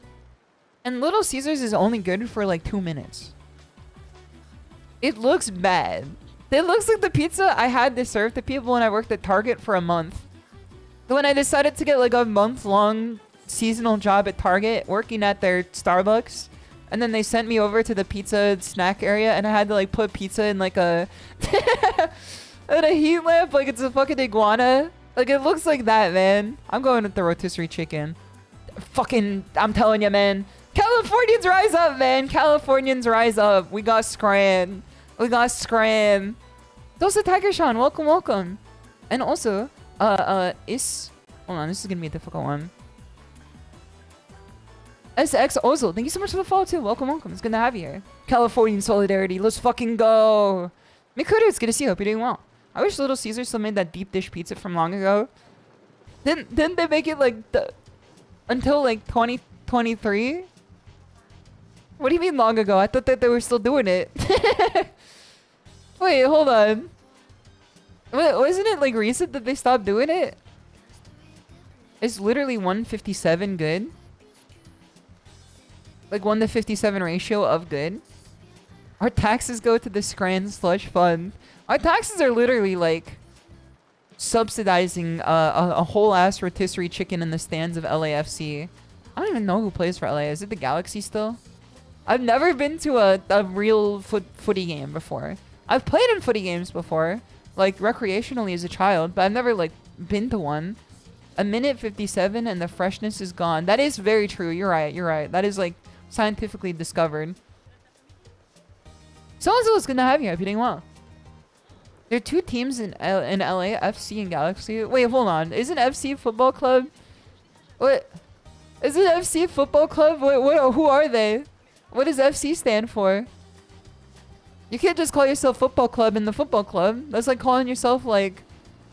I was like making an Overwatch character like named Overwatch. Or like making a League of Legends champ named like Legend of the League. What the hell is that? The Football Club Football Club? What the fuck? The Galaxy Gas team. Yes, sir. Okay. That's enough yapping. I think that's a good enough series of words strung together from me to your ears. I think we're good to play the game. I think we're good to play some Street Fighter 6. Is everybody ready to play some Street Fighter 6 today? Is everybody prepared? Oh shit, the Shrine Fortune. Hold on, you're right. My bad. My bad. Okay, let me grab this real quick. You're absolutely correct. You know what? Promote that guy. Give that guy like a $2 raise. Okay, let me... Omikuji. Omikuji. Finally. Hey, Popo, it's good to see you. Every day glow. Shrine Fortune. Shrine Fortune. Okay. Tiger Bus. Who is the one that had the Shrine Fortune? Who's the one that had the Shrine Fortune? The only +2 that matters. Yes, sir. $2 more than I was making before. You know, maybe we could give you a molt then. Instead of like a +2, we can give you a molt. You get a molt raise. You get ×2. Don't spend it all in one place. Sucker. Isn't a molt so much better than a plus? Aren't you glad to be making a molt 2 instead of a +2? Okay, who is the one that requested this earlier? It was... Ninx, are you still here, Ninx? Surprise Balatro stream. Honestly, I haven't played Balatro in too long, but I got that shit on my damn phone. So, like, I have no excuse to. I mean, my only excuse to is that, like, I just don't do it. I don't think you need an excuse to not play a video game. It's not like I'm going gold in Balatro. I just enjoy playing it whenever, like, the fancy tickles me. Ninx, are you here? Let me give you, like, an @ in chat. If you are here, @Ninx in chat. Please select an option on the screen here. Please select an option on the screen here. And if you don't select one in a few minutes, then I'll move on to the game, and then when you come back, I'll do it. Dude, I was losing my mind. Because... So, I took a week-long hiatus from the bike because I was getting too sore from riding it so regularly. Not like leg sore, but like butt sore. Because if you just ride on a bike for 90 minutes straight, your butt will get sore. Like, you can do as many things as you can to prevent it from occurring, but like, if you can't change the seat of the bike, and the bike seat is just providing soreness, it is just the nature of things. So, I took a week-long hiatus from the bike, and I decided to go again today, because I lifted for the last few days. And I just wanted to get some cardio in, because I had in and out last night. I had in and out last night, so I needed some cardio in to you know, parry the incoming carbs that I consumed. So I got on the bike for another 90 minutes today. It was a pretty good workout. It definitely made me extremely hungry for the rest of the day. I did not realize this until like 5 minutes in. Some motherfucker took the AC and hit the sign, like hit the button that turned it to heat, and then cranked the heat up to fucking 75 in the middle of spring in Southern California in the exercise room. Literally just a small room with 2 bikes in it. They turned on the heater and turned it to 75 degrees. And then 5 minutes into my bike, I was just like, wow, I'm like, it's really hot in here for no reason. And then I looked over at the AC and I saw the temperature. I did like cereal spit, like, you know? And then I fucking hit the emergency brake on the bike and I got off the bike and I went over to the AC and I said, heat! Heat! Fan on! Heat! No shot, man. No shot. Literally biking in hell mode. There's no, like, substance to biking that way, man. There's no substance to biking that way at all. She still thinks carbs are bad. I think carbs are good. It's just like, I had a fucking burger. You know, like, that's an amalgamation of all sorts of different macronutrients that are gonna hit me like a brick the next day. In-N-Out is very good. My In-N-Out order is, it tends to be double animal style with chopped chilies. And now I tend to get a side of regular well done fries. I used to get animal fries, but I've staggered a little bit from my peak in fitness a little bit over time, and I said I ain't doing all that. I ain't doing all that Mobaba style. So then I decided to just get like well done fries whenever I got fries instead. And you know what? It works perfectly. I got a regular cheeseburger with animal style last night though. I didn't get a double. I didn't want to like gorge myself too much. 600-pound man that ate only In-N-Out and all the time on EBT in SoCal. Listen, who among us hasn't been in those shoes before? Shimada, if you could fuse with another VTuber, where you would gain all of their abilities, expertise, experience, and weaknesses, kind of like DBZ, I think, who would you fuse with and why? So this is an interesting question. If I was to fuse with this person and my strengths like outdid their weaknesses, who wins in the tug of war? Does it just like go to like neutral, or like if I'm neutral at something and they're bad at it, I get bad at it, and if like I'm good at it and they're bad at it, I get bad at it? What's the rule to this? What's the rule to this? Because there's a few people that I could think off the top of the dome for sure. We never get into the damn game. I don't think our good friend Ninx is here right now. If Ninx comes back, let him know. If Ninx comes back, let him know.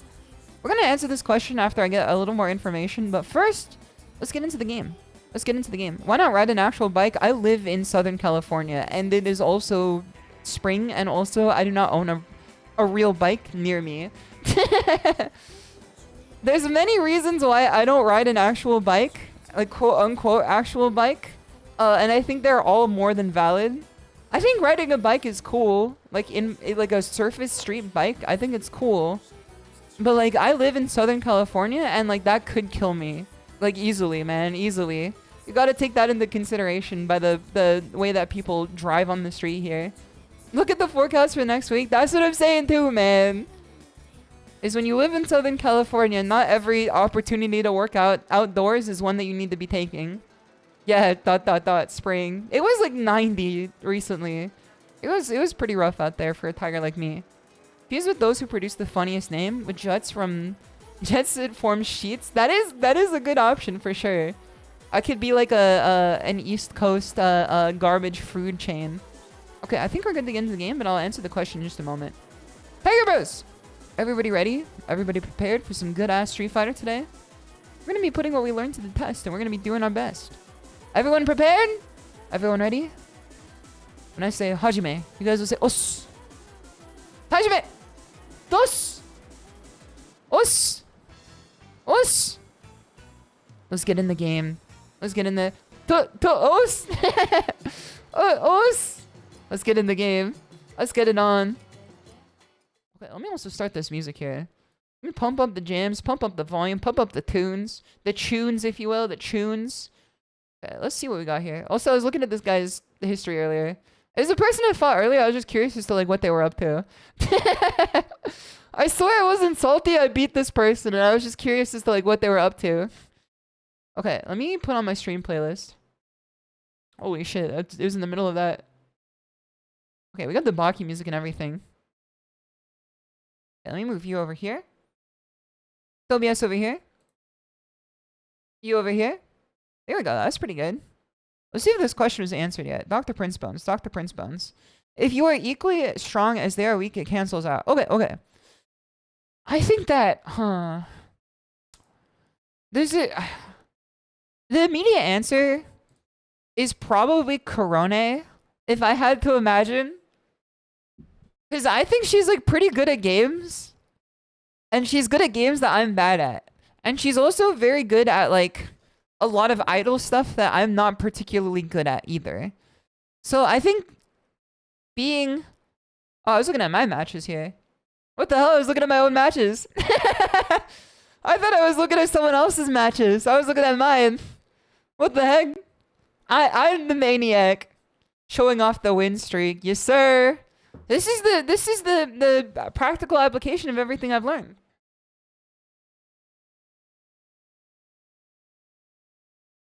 Okay, I unplugged my fight stick and I plugged it back in. Let's see if you work now. Nobody... Okay, there we go. You also want to know something?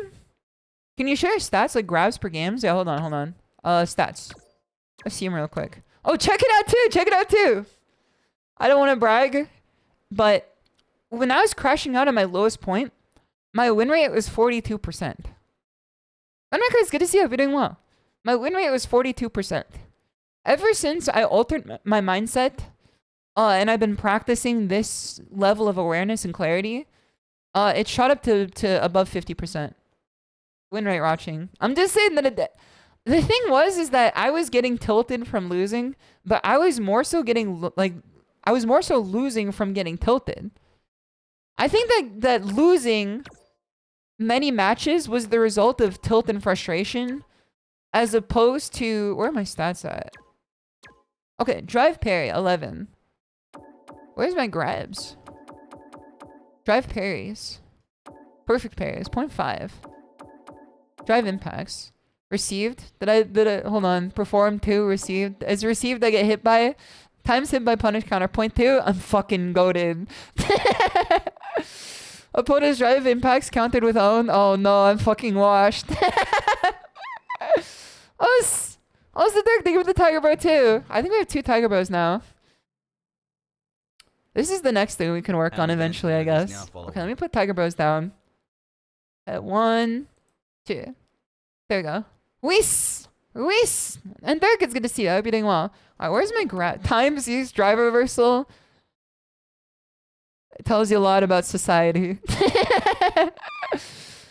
Times used drive reversal, none. It really tells you a lot about society. Okay. Throws. Times landed, 2.9. Times hit by 2.9. Well, what goes around comes around, I guess. Stuns.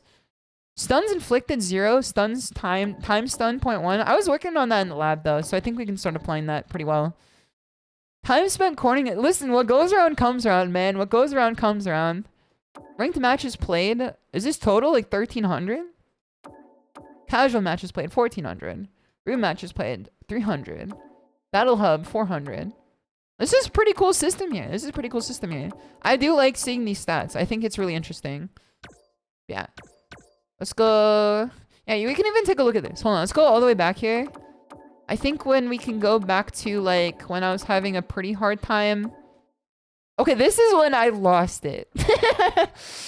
This is when I fucking lost it. This was the moment that I was like having a mental breakdown. I matched against Jake and Bake Live, who is a member of the Mega Streamer AT&T Streamer event in Street Fighter 6. It was a Street Fighter 6 tournament in which AT&T took Mega Streams and put them together. Tyler won, Jake and Bake, several other Mega Streamers to compete with each other in Street Fighter 6. I matched against him on stream. And I was like stressed out already and feeling bad. And I got my shit pulverized by a lot of stupid mistakes. And I went to his chat after and I said, GG's, that was nerve-wracking. Stats are good, so much better than S plus in Fighting Spirit. That's what I'm saying too. It like gives you real things that you can look at. Can you work on drive reversals? Use it when you're getting burnt out anyways? I mean, I feel like I'd rather just DP. I guess drive reversal is harder to punish. Watch, he's cracked. He's like as good as I'd expect a good gamer in other regards to be at this game. I think he's as good as I'd expect him to be. D reversal is better in burnout. Okay, that makes sense then. That's fine then, and less punishable. Okay, so if my opponent's in burnout, I'll just do that too. That makes a lot of sense. So I fought Jake and Bake and I got my shit like wrecked. I went to his chat and said, GG's, that was nerve-wracking. His entire chat was making fun of me. Like all the way up and all the way down. They were like, look at this foot fetish weeb playing jury. And then every time I dropped the combo, they were like lol combo drop, or like if I was like getting punished, they'd be like lol. And then there was a time in which I was holding like down, like walking forward, hitting down, walking forward, hitting down, like to avoid getting sniped by a crouching medium kick. And they were convincing him that I was teabagging him. And then he got pissed at me and said that he was gonna ban me if I came to the stream. But I think that he didn't know I had a check mark. I think he didn't know that I had a check mark. It's like kind of like a Zonya's hourglass, you know? If you come in with a check mark, you can like become invincible for 30 seconds. Check mark protected, exactly. Also, Mangok is gonna see it, doing well. So that ended up like preventing me from getting banned immediately. But after I said that, like, it was nerve-wracking, he was like, why is it nerve-wracking for you? I'm an IRL streamer. And that kind of got me laughing a little bit. I was just like, what the hell? What the hell that do with anything? I was like, what the hell that be doing with anything, man? What a polar bear doing in Arlington, Texas or whatever. Yeah, you can see, like, I had a kind of a rough go of it here. I had, this guy, like, left after the win. I had lots of losses, some wins. It was like fine. And then around this time, I think, I started to really apply what I consider to be my new mindset, or at least what I hope to exhibit. So I beat the Luke, had a rough game against this Ryu player who like won and done. Or no, they just left immediately after I won.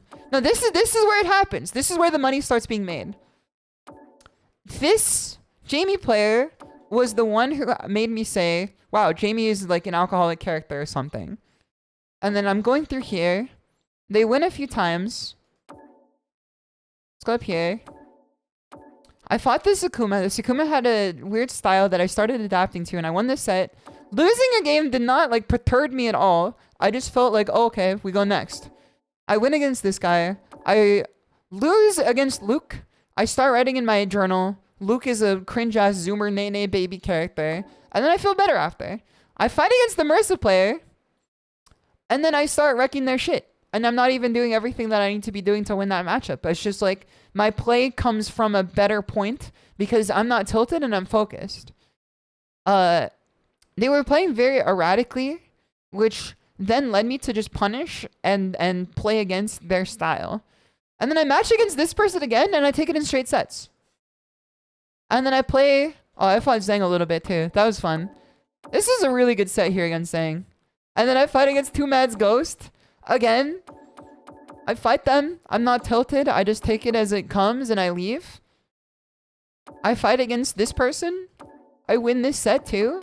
You see, it's the win streaks start setting in more. Or I think I lost against the streak here. Or the set here. But other than that, like, I wasn't tilted. Like, I could tell you with 100% certainty in all of these matches here, I didn't feel the tilt. It was just their matches. They're to be played. You know? 2Mad's Ghost. I know, that shit, that was sending me in the match. So, what I want to say now is that this may be hard to put in the practice on stream. Because I also have to focus on being an entertainer. But I've been in flow state on stream, and I've played well on stream. So having a taste for it means that I know that I can do it. The game seems really quiet. I think I might have to raise it up in a sec. Okay, he's a jumper. Okay, nice low.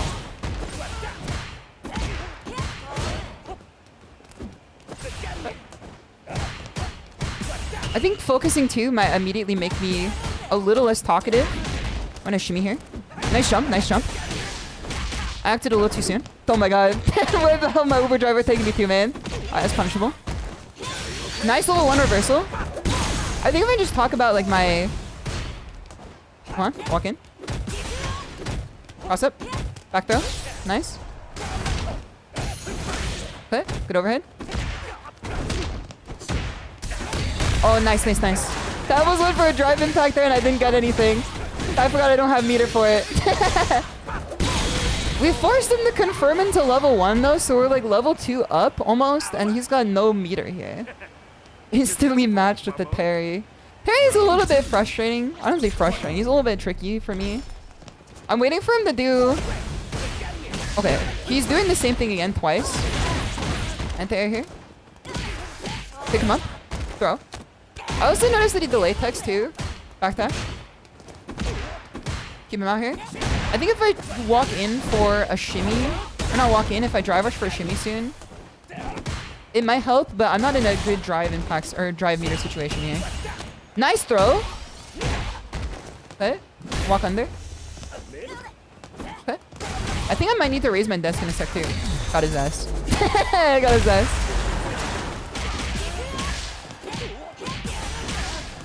Okay. I was experimenting a little bit there.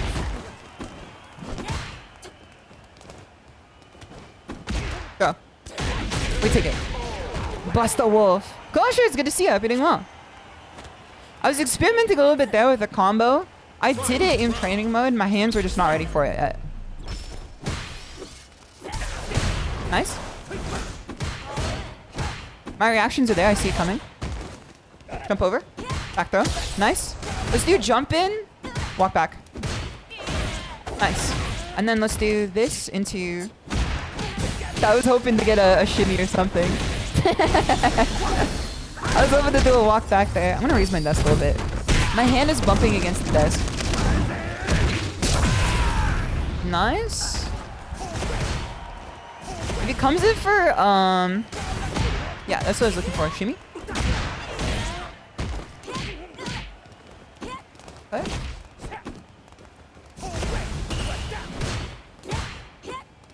If I go for, nice, good match there.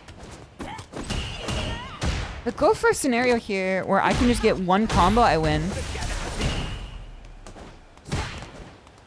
I win. I win. I was waiting for the one scenario. I wasn't stressing about it. I wanted to keep it simple. I didn't want to have to use everything at my disposal here. Nice block on the cross up. Thank you, thank you. Again, I didn't want to stress about it. ShISHOU game loud. Oh shit, you're right. My bad. That's because I set it to repo levels. My bad. The game was so quiet on my end, but it was really loud on your guys' end. Nice throw, nice throw.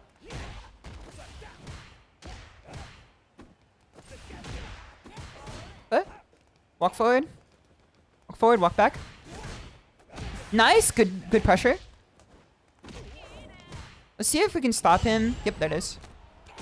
I'm so scared of the changes for parry, but it's okay. We adapt. Nice throw. Empty jump in the throw. Noted, noted. Side swap.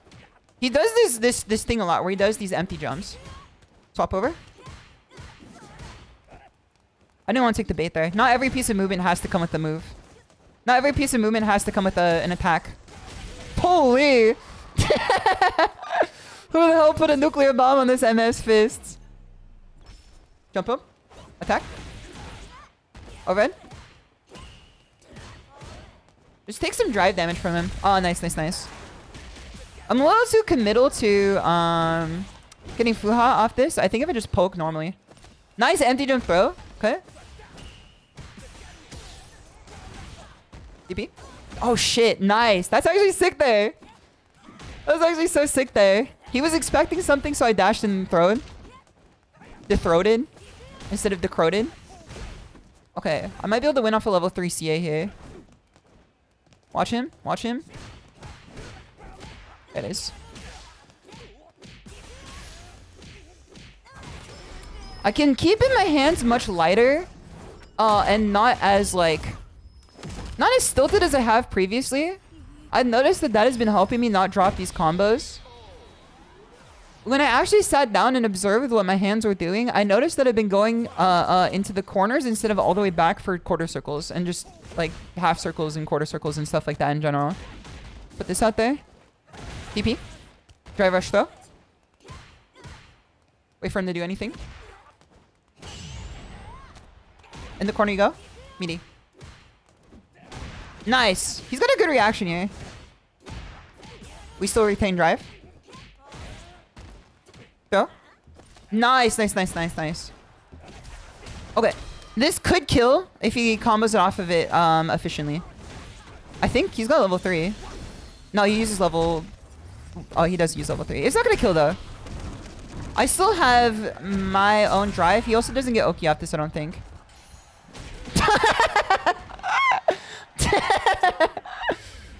Set the descent before disaster.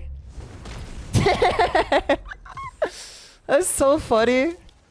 He doesn't get Oki off this. I can press. My bad. That's so funny. Nice. Okay, he's tricking me here. I think it'd be more beneficial to just like air to air or something. If I know that he's about to start jumping like this. Lows. Go in. He seems to just jump in the air and then confirm this. What? I delay tech. I have a lot to lose off like a single throw here, so I gotta be careful. Oh shit. Dude, bird knuckle is such a funny move, man. Chana Mario, it's good to see you. Hope you're doing well. I hope you're doing well. I hope you're doing well. Okay, Kadamo is doing power wave. Lows. Nice! Okay, okay. But I'm gonna backdash on wake up here. Never mind. Nice DI. Be here. GG's, GG's. It's just like the thing with neutral jumps against Jury are so powerful, I feel. When it comes down to like reversal options. Because she doesn't have a DP that catches them in terms of like your wake up DP. I think if I go to the replay here, watch the replay, we go to this exact example here. You can't tick throw this guy, frame trap. Yeah. Again, a little too late, a little too late. You know what I mean? Greasepan, it's good to see you. You're doing well. Let's go all the way to the last set here, the last match. And then go to the end. Yeah, here. Go here to the end. Instead of waking up with this option, I kind of felt it coming, but I was hoping he was going to do it anyway. What if we did this? If I knew that he's got a penchant for doing this stuff, what if we tried this instead? I just down backed. And I did this. Or like, I down backed. And I went like that, you know? Or like this. If he empty jumps, I don't know if he can block in time. I feel like this could be good. So much call the game. The Oregon She's Trail dissing Terry so much. Call the game the Oregon Trail. What? Huh? What's the bit? What's the meme?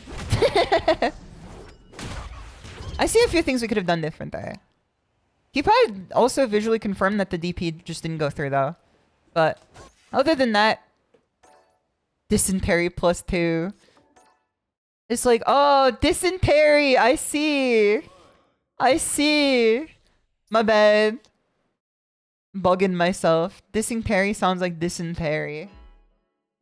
Some people would say that's true for sure. Let me blow my nose too.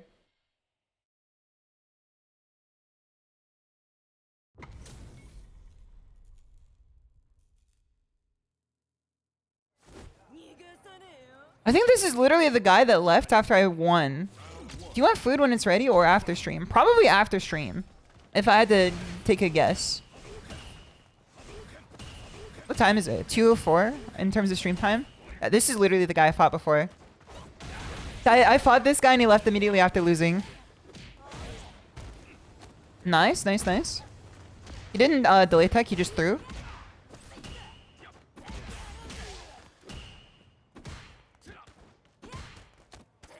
Back throw. Put out this. I've noticed too that I need to start drive rushing more in situations where I feel like it could be useful. Because Jerry has a drive rush that's like, it's for this, you know what I mean? Like it's a tool in our arsenal. I feel like trying not to do it so often is like preventing me from like making big gains on the momentum. Why do we still have this? Are you watching anime, guys? I mean, like, I'm streaming right now. I mean, I can. I can do it. I'm working. I don't mind. We win. I'll eat with you. I'll eat with you. She'll be wrapped up in the microwave. I'll eat with you. I'll take a break at some point. Perfect KO. Let's see if this guy leaves again. You don't have to. Don't buy. I'm not gonna don't buy after that. Oh, he does rematch. Okay. I'll eat with you. I'm also like actually hungry too. And I know if I don't eat, because I lost a lot of calories on the bike today. Okay. I watched him go over. Okay. Nice. Good throw. Good throw. I'm like -2 there. -2. He's too far to DP until now. Now I can DP him. There it is. I'm watching the spaces too. Backdash. Setting heavy kick. Nice, good cross up there. You can get a combo off this for sure. I always thought the combo is cool with Ryu. Dude, Denjin looks so funny. One thing I want to get better at Denjin is being able to like be able to react to it faster. The same with like Jamie drinks, where if someone starts drinking, oh, shimmy. He does not take any moment to delay. His options are immediate. TP. I don't think that's like... There you go. None of his options feel delayed at all. I think he's just very straightforwardly pressing the buttons when he wants them to be pressed. That over short, it's good to see. I'm doing well. I lost a lot of calories on the bike today. Oh shit. What? And so far, I feel like my blood sugar could be higher for sure. Oh shit, nice, nice, nice. I don't know why he's jabbing like that. It feels like third strike. Like it feels like he's jabbing to get meter. Okay. Let's get a low here. Shimmy. Nice. Okay. Let's frame trap him next, I think. Okay, okay. Let's frame trap this guy. Let's trap this guy with stand medium into the stand light kick. Okay. Got his ass. Got his ass. We win.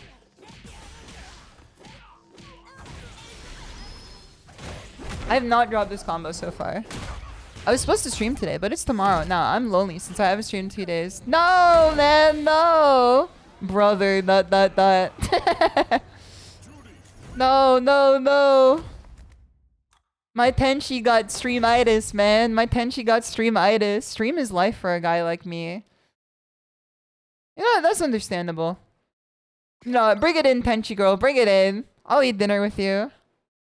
I just don't know when. Maybe after like another set, I'll eat dinner with you. If it's ready right now. Is it ready right now?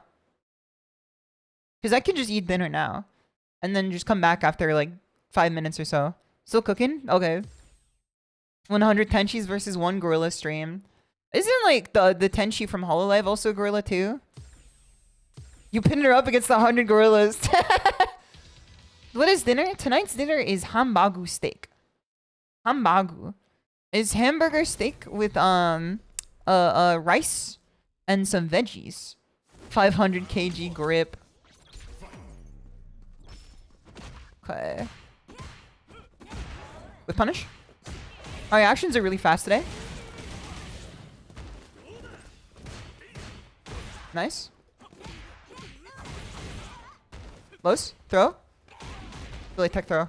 Nice. So a delay tech throw here was on offense. I used delay tech on offense here. I guess his turn kind of stops after Jinrai.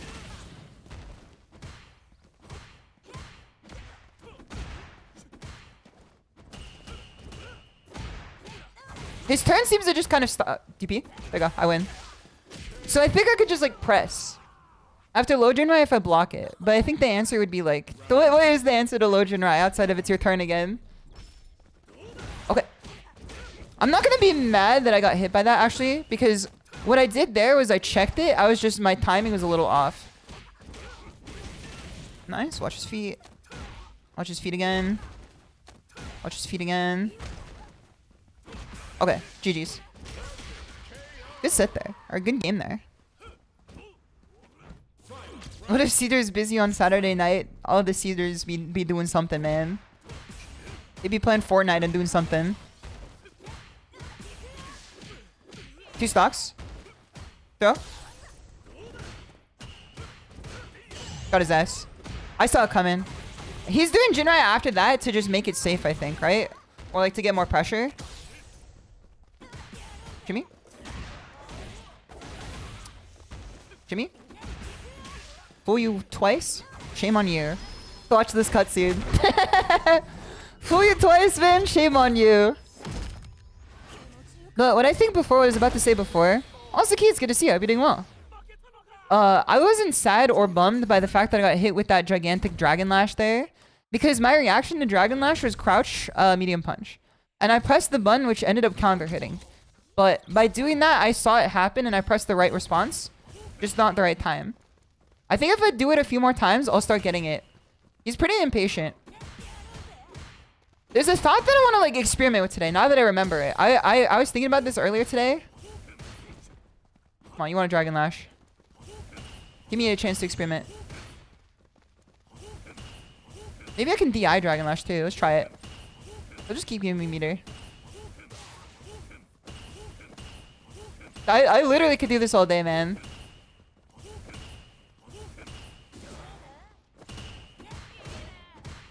He can punish that. I don't know why he doesn't. I mean, he just doesn't know. Come on.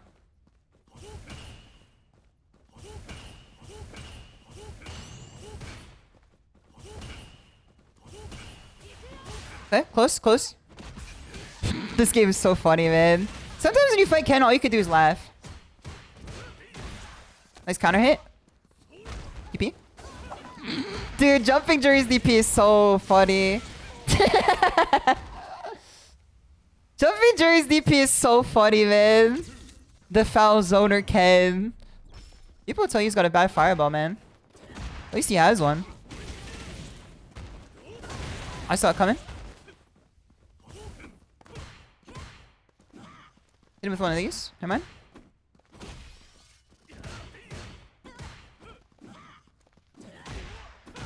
Nice swoop there. Good jump, good jump.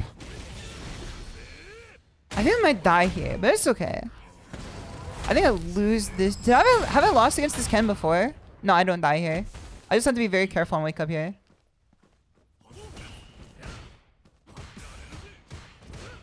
Got your ass. Got your ass.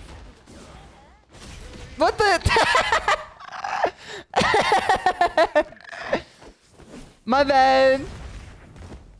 I didn't see how much meter I had. My bad.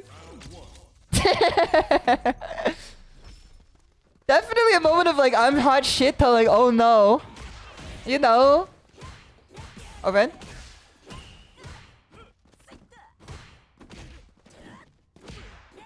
Nice. I whiffed by just like a centimeter. Okay, let's try an experiment. When he neutral jumps in the corner like this, we've literally experimented with this like in the replay takeover. Oh shit, I thought I was gonna hit from that far. Cut. TP. Dude, Ken's crouch medium kick is pretty fast. Cut.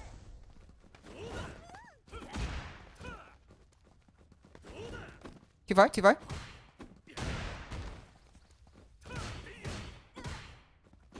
We win. My bad. Jimmy? And no meter spent. No meter spent.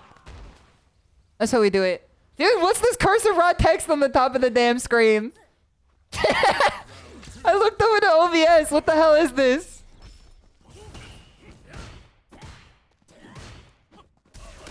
Ah, good one, good one, good one.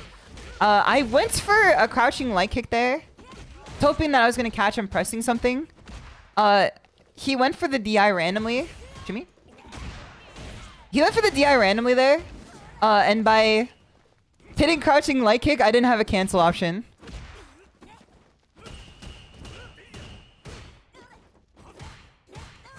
Huh? The Pressler. The Pressler. Huh? I think just shimming him is gonna be the option here. Oh shit, never mind. I can still take this, I think. I'm about to have CA. So if I have CA, and I also have all this meter, I don't think he burns me out. I think I just have one more DRC. If I DRC from a combo here, and I don't just get, like, chipped out, oh, I can definitely kill one more combo. I just have to find the I have to find the way to do it.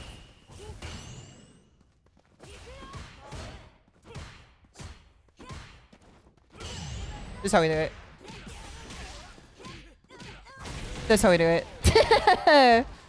Man, I'm so scared of perfect parry getting nerfed.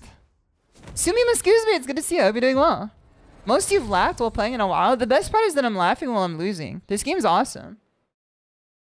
I'm laughing while I'm losing. I'm laughing like I do when I play like City of the Wolves beta. If Glorp calling, you picking up? Yes, sir. I'm pointing the satellites directly towards Europa or whatever they're from. If Glorp is calling, I'm sending the satellites to Andromeda. It is a good session today. 2992. What did the numbers mean, Mason? What did the numbers mean, Mason? I think it's because it's the it's got Japanese in the title, I think, maybe, or like some type of Sanskrit. No wonder I'm low on Dempa. You move my damn satellites. No, no. I needed them to talk to Glorp. I needed them to talk to Glorp.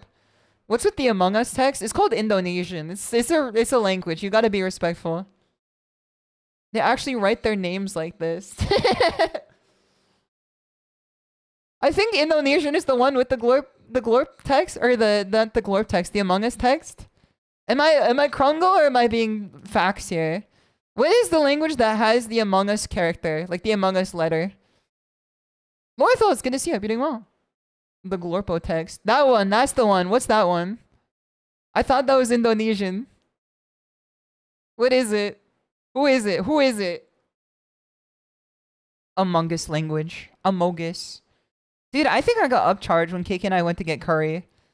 Sanskrit. Okay, Sanskrit. I see. Burmese gets pretty Amogus. There should be like an Amogus to non-Amogus, like, study of languages, I feel. Like, you can see, like, languages and how they interact with the society around them based on how Amogus or non-Amogus they are. That's what you gotta ask for the full... Dude, that's what I think. So Kate and I went to, a goated Indian restaurant, a goated curry restaurant. And it's goated because the food is very cheap and very, very tasty. And also, like, it's very low-key and there's only, like, ever one or two other people there. I got a combo platter that should have been $12. They do have goat curry too. They do have goat curry too. The combo platter should have been like $13. I also ordered a mango lassi on top of that. And combo platter plus mango lassi plus tip, in my opinion, should have been around $30. And the curry is insane proportions. Like, actually absurd proportions of curry. They give you so much curry that you literally have to clean up after your plate because it just overflows as soon as you set it down. The price was as expected for what I bought. And then the lady at the front, the girl at the front, she was just like, ma'am, do you want a receipt? And I said, no, thank you. I'm fine. And then she says, the mango lassi is in the refrigerator back there. You can go grab one. And I said, okay, sounds good. And then I walk over to the mango lassi. I sit back down with KK. I start drinking my drink. And she goes, man, I didn't charge you for that. I look back and I'm like, huh? You told me where it is. Not only did you tell me where it is, the price was like as it would be if I did pay for it. And I was just like, I thought you did. And then she said, no, I didn't. Can you come and pay for it? And I'm like, no. Thine supper dost be nearly ready, my liege. Thank you, squire, thank you. Underscore, it's good to see you. Hope you're doing well. We are close to mastering, but what's even better is what we gained along the way. And Millennium Reaper, it's good to see you too. I hope you're doing well. They fucking got me, man. I should have asked for a damn receipt. I could have had the fucking white paper, like right there. But no, they were like, oh, sorry, ma'am. You have to like pay for the mango lassi. And I'm just like, what the fuck? I definitely like paid enough for it. That's what I'm saying. What was even funnier is that like when we went to the place too, like I was just like looking over what we could get. And this guy, like he was hanging out there for a minute, like ever since we got to the restaurant. And he walked up to me and said, have you tried like the veggie curry? And I was just like, no, not particularly. I usually go for the chicken tikka masala. And then he was just like, if you're going to get this curry, you should go with the veggie too for your combo. The veggie korma. And I was just like, oh, okay. And he said, wait, ask for a sample first. So I asked for a sample and it was ballin', man. It was so good. He gave me like a fucking like Susume recommendation, like the chef's choice. And he was just a random guy who eats there. And then he goes, yeah, most people just go for the chicken tikka masala, but the real stuff is over there. I was just like, damn. This is like the opposite of gatekeeping, like where he's like smug about it, but like helps people. You know? He was literally like the tutorial for a place I've been to before. Also, Taylor, it's good to see you. Hope you're doing well. You can't go talking about curry this late at night. I'm salivating. The problem is that like you have to pay the dividends like the next morning. He was NPC maxing, but like as a quest giver essentially. Have you tried the veggie? They should have put him in the Oblivion remaster, man. I appreciated the advice like significantly because it did make my dinner like much tastier. But it was so funny that like apropos of nothing, he was just like, you should try that one. And I was just like, okay. me as the orc peon that I am, zug, okay. You know what I mean? He ordered the goat after you recommended it too, you know. I actually didn't know that. I didn't know he ordered the goat after. I mean, he was like the ordering goat for sure. And then like he left and he was just like, have a great rest of your night. And I'm like, thank you, you too. I'm like, humanity is thriving, man. You could either be a doomer and like think that the world around you is like full of bad actors and bad faith individuals, but like the world is full of NPC quest givers everywhere you look that are willing to give you like 30 experience in exchange for your own NPC quest. Anyway, food's up, ShISHOU. Sounds good. I'm gonna have some dinner. I'm not done yet, though. I'm not done yet. I still have the rest of the stream. We might even get to master today or get close to master. I'm gonna send you guys to BRB while I have some yummy hamburger. And then I'll be back before you know it, just in a jiffy. I'm gonna send you guys to BRB, listen to some tunes, and then I'll see you guys very soon. Okay, food time. Get up, stretch, get some water. Try the advice I've given you previously in stream. See if it helps you as well. You know, do what you need to do as well. Okay, be back soon.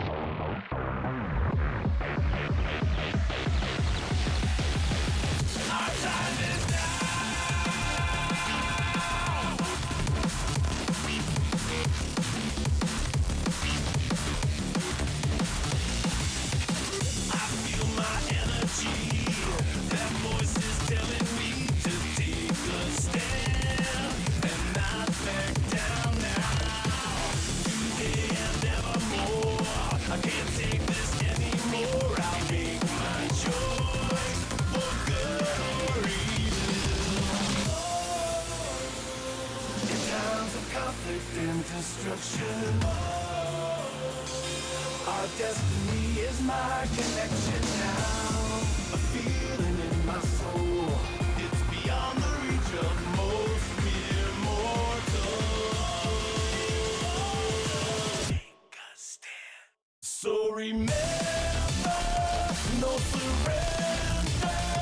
My defining moment. I will stand up, overcome my past. This is different to the end. If it takes forever, no surrender. Now or never, my last stand.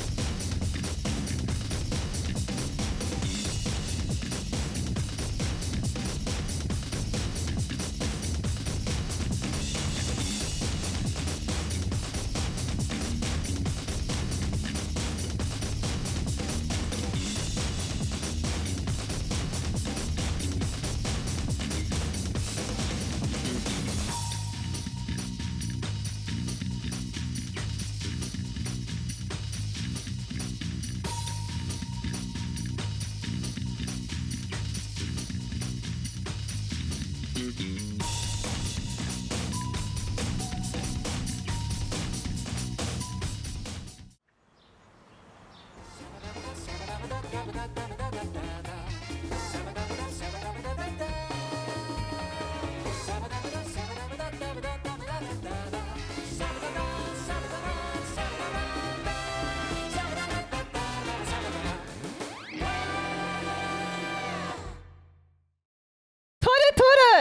Okay, we're back now. It was a delicious dinner. That was a very tasty dinner. I hope that you guys also had a restful break as well. As you can see here, we're coming off of a pretty good win here. Return of the creature. The orange creature is returned. I saw a bit of an episode of an anime Kiki was watching. Have you guys been checking out Mono? Not the VTuber, but the anime. It's called Mono. It is by the Yudu Camp mangaka. It's really good. It's one of the few like comedy anime that come back around and I'm like, this is actually like cinema. Cause like I feel like a lot of comedy anime tend to be like Krongo, like what the heck blood be writing? You know what I mean? But I feel like there's every once in a while like a comedy anime that comes through that I'm like, this is the pinnacle of anime that's funny. Like Mono is definitely one of it. Azumanga Daioh is like timeless. I think that Yu Yu Shiki is also really good too for this purpose. Obviously Nichijou. Konosuba will pay. It's like, it's aight, you know, it's just not the best, but it's aight for sure. Thank you for the welcome back, everyone. It's good to see you guys. Also, welcome, Matthew. It's good to see you. Hope you're doing well. And also, welcome, Blitz Railgun and Fried Vomit and Potato Imp. It's good to see you guys too. Yu Yu Shiki is my go. It is so good. It is so good. I don't think Konosuba is bad. I just think that, like, it's not my favorite. I could take it or leave it. I could take it or leave it. I think that otherwise though, it's like fine. I like the characters. I think that it just came out in a time where like everything else was doing the same exact thing. Okay, let's do another game here. I'm now full of hamburger and I'm ready to play again. I'm full of hamburger and I'm ready to play again. Get me in there. Get my ass back in there. It was tasty hamburger too. It's hamburger last night. In and out, I think like the week before, and then hambagu steak tonight. It's kind of a hamburger week for a tiger like me. Get to kick ass and eat burger, and she's all out of burger. I told you guys the anecdote of let me pause real quick. I told you guys the anecdote of the In and Out story on the collab stream, but maybe you guys might not have all been here for that because it was like a entirely different stream type than normal. I went to In and Out with KK pretty recently. Is KK still squibby? Nah, she's enjoying her Cocomelon or something. She's watching anime. It was a very nice apartment dinner. Come over, pulls around your round one is Cammy White. Oh no. But I was in before that, like I went to In and Out with KK. And I was kind of out of it in terms of like my social interaction level at this point. And I get to the line, I get to the front. And then I talk to the waitress, the person taking the order, and I look at her, and I told you guys before that my usual order is double animal style with chopped chilies. I look at her and I say, "Can I get it animal style?" With no other like context or like aspect of the order, like no burger, no nothing. I just look at her and like dead in the eyes and I say, "Can I get it animal style?" Just animal style for today. Skiamoku freaked ShimadaTiger. It was so fucking embarrassing for both of us because she looked at me and said, like, hamburger? And then I was just like, yes, like hamburger. But then I remembered I wanted a double and double doubles have cheese. So instead I go, no, cheeseburger. And then I remember that I want double, which is both cheese and also another patty on top, and I say no, double with chopped chili. I was really dissecting the In and Out order until I finally like got back to what I wanted to order in the first place. I literally looked her in the eye and said, "Can I get it animal style?" And she had like the only response that she had for it was like hamburger. Like, hamburger is such a goated response for it, too. Like, of all responses, you can possibly, like, dignify that shit, too. Like, hamburger is really good. Okay, get me in here. Another Ken Masters. Tom Dipper got another Ken. Tell him to bring out another Ken. It's okay. We can watch out for Dragon Lash from this Schmedley. We can look for Dragon Lash in this one too. Cause I want to look out for Dragon Lash to see if I can stop it with a crouching medium punch. Round 1. Hold on. I'm feeling like an ask and you shall receive any second now. Okay, I'm still in. I'm still in. Throw. They call me the neutral god, man. At this range, he can Dragon Lash. But like, is he gonna do it? Nah, he's gonna drive rush in. They call me the nooch god. Walk up, throw. Ain't nothing but a thing. Oh shit, nice. Jump. We're in. Go red. Oh, never mind. He's got me over my own head here. I didn't even walk all the way back, but it's okay. Is he gonna drive rush behind another one of these? If I see an EX fireball, I knew he was gonna drive rush after, but he did it full stop anyway. It is a Smiling Friends ass name, man. It had me laughing in the Repo collab when one of the fucking monsters came through and it literally looked like a Smiling Friends character. We up? Dude, this person's probably like, why the fuck she jumping so much, man? What a scrub.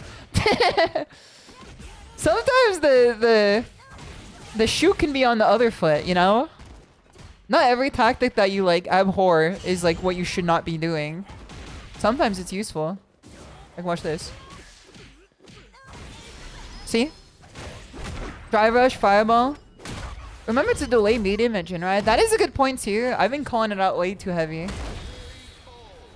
Nice. Thank you, thank you. She gotta stop saying that.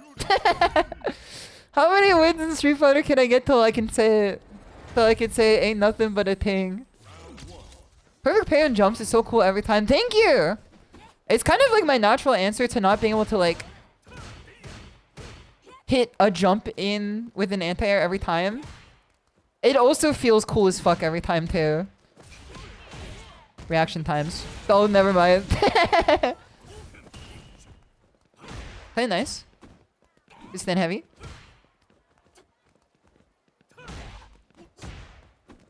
He does a lot of these like crouch walks here. Got his ass. He does a lot of these crouch walks here, which I don't think we can get him with the sweep. We'd have to get like super micro timed with it. Dap me up. Dap me up, Mr. Masters. Dap me up. Okay. Delay medium punch there. He wants to jump at me. There's a tactic that I want to try soon, but I think it might need some work. TP. I got like one drive in a dream here, man. They got me on Drag X Drive. They got me on wheels. Someone made a salient point about that game that I didn't even consider. Where the hell is the color in that game? Oh shit, I don't got parry. I don't got any parry, man. Jinrai again. Okay, Jinrai again. Daring, aren't we today? Nice DP. Oh shit. He had the Tims and he's the big stepper today. Oh shit. He wearing his damn Tims. He's big stepping today, man. Throw. Shimmered. Shimmered. Up you go. Tick throw. Nice. Alright, no more tick throw. No more Mrs. Tick throw. In with one of these. Take one for the road. Take one. Take one for the road. Jump in. Nice. Okay. Crouch medium punch on Jinrai. Maybe if he does like a... Oh fuck. He's ready for the airs. He's ready for the sky. Alright, we win. No, brother. Oh, brother. Okay, okay. We're fine. We're fine. We're fine. We're fine. We're fine. Don't worry about it. It ain't nothing but a something. Got his ass. No, man. No. Okay, it ain't, don't worry about it. Don't worry about it. Big stepper, man. Big stepper. Jump in. Yeah, no more jumps. No more misses. Nice jump. Cut. Delay crouch medium punch worked wonders here. Give me one of these.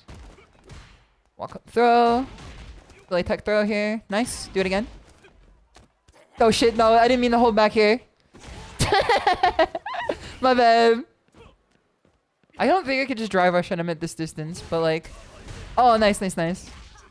I have a lot of health here to gamble on. He's got CA. I win. I've lost it. I know we can kill. We win into drop is your best bit. I do think that it is like... An item observed is an item changed, you know? Nice swift punish. Thank you, thank you. If it's a counter, you were crouch medium punch too early. Yeah, if I'm getting counter hit, it's definitely too early. We can try it for sure. I can show you guys what I was talking about with that. It's very good tech to hit him with. If you're getting hit with Jinrai, I feel like using a delay crouch medium punch is very useful. Now, of course, it doesn't make the move any less, like, annoying, but it is what it is. That's the game. It is so funny to just, like, hit it with the I win and then get a fucking... It's kind of like Gojo maxing, you know? We hit him with the not I'd win and then you know what happens after that. You know? Like I said, it's an object observed is an object changed. It's like how when you observe a light particle, it turns into a wave, and when you observe a light wave, it turns into a particle. Anything in observation is something being changed. I wonder what happened. He's okay. Don't worry about it. Don't think too hard on it. You got work tomorrow. Okay, let's go to... Reset me real quick. And then go here. And then from here, let's do set a save state. Okay? And after save state, let's do a recording on heavy punch, medium Jinrai. Okay? Let me record it for a bit longer, actually. Okay? There you go. And then let's do this one. Okay. So, the goal of this is to find the timing in which we could press crouching medium punch at the same time to counter both options. If we press it delayed, very, very, very, very delayed, we block the low and we stuff the overhead. See? See? Can you do the other option? Oh, wait. I was like, why are you doing all this, man? You could do the other one, and then I remembered, oh, replay selection rate 1, replay selection rate 7. My bad. I'm sorry, Mr. Masters. I was unfamiliar with your game. Okay, see? See? Same time both times. Same time both times. Okay, a little bit late. A little bit late again. See? And then you can even, like... hit one of these after.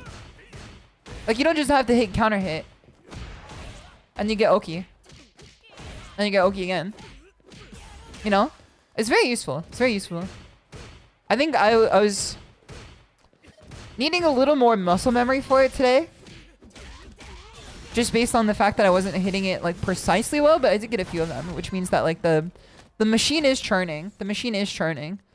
Okay, coming back into matchmaking here. Actually, before I get back into matchmaking, I want to make a tier list. And this doesn't have anything to do with Street Fighter. It's got nothing to do with nothing. While watching Haikyuu, and also, like, watching videos on tennis recently, because I want to get back into tennis, I started to realize, I think net sports are, like, the most goated sports. I actually think net sports... This is a fucking mouthful to say. Net sports could possibly be the most goated sports category. Because volleyball and tennis are like two cool aspects of the same sport. Tennis is a cool single player, like, not single player, but like one-on-one net sport. And then volleyball is like the sickest team sport you can ever watch. Even like regular volleyball is like the hypest sport I've ever seen outside of Haikyuu. Let me put this up here. So I would make a tier list out of it where... Let's see here. Got one here. One here. One here. I don't even know if this is enough here, but it's what it is. S tier. I would easily put net sports in S tier. So net sports, like tennis, and volleyball. Cause watching either of these sports is actually like, it's exhilarating, man. It's fucking exhilarating. There's something about a net between two motherfuckers that makes a sport like the best it could possibly be. I would say net sports is definitely an S tier. It's like above the rest for me. After net sports, I would put it as like A tier. And within A tier, I would say motorsports, because motorsports is always cool regardless. Motorsports is definitely an A tier, but I think I might be biased as like a driving sim fan. And then after motorsports is, or not after, but like within the same tier, I like combat sports. I think they're also pretty goated too. Combat sports like MMA and boxing are always like easy contenders. It's kind of like, how could you go wrong? It's two MFs like punching the shit out of each other. How could you go wrong? Motorsports F tier, I feel. No, man, no. Mrs. Olgar, it's good to see you. Hope you're doing well. I would say, yeah, motorsports and combat sports definitely an A tier. B tier? C tier. This is hard.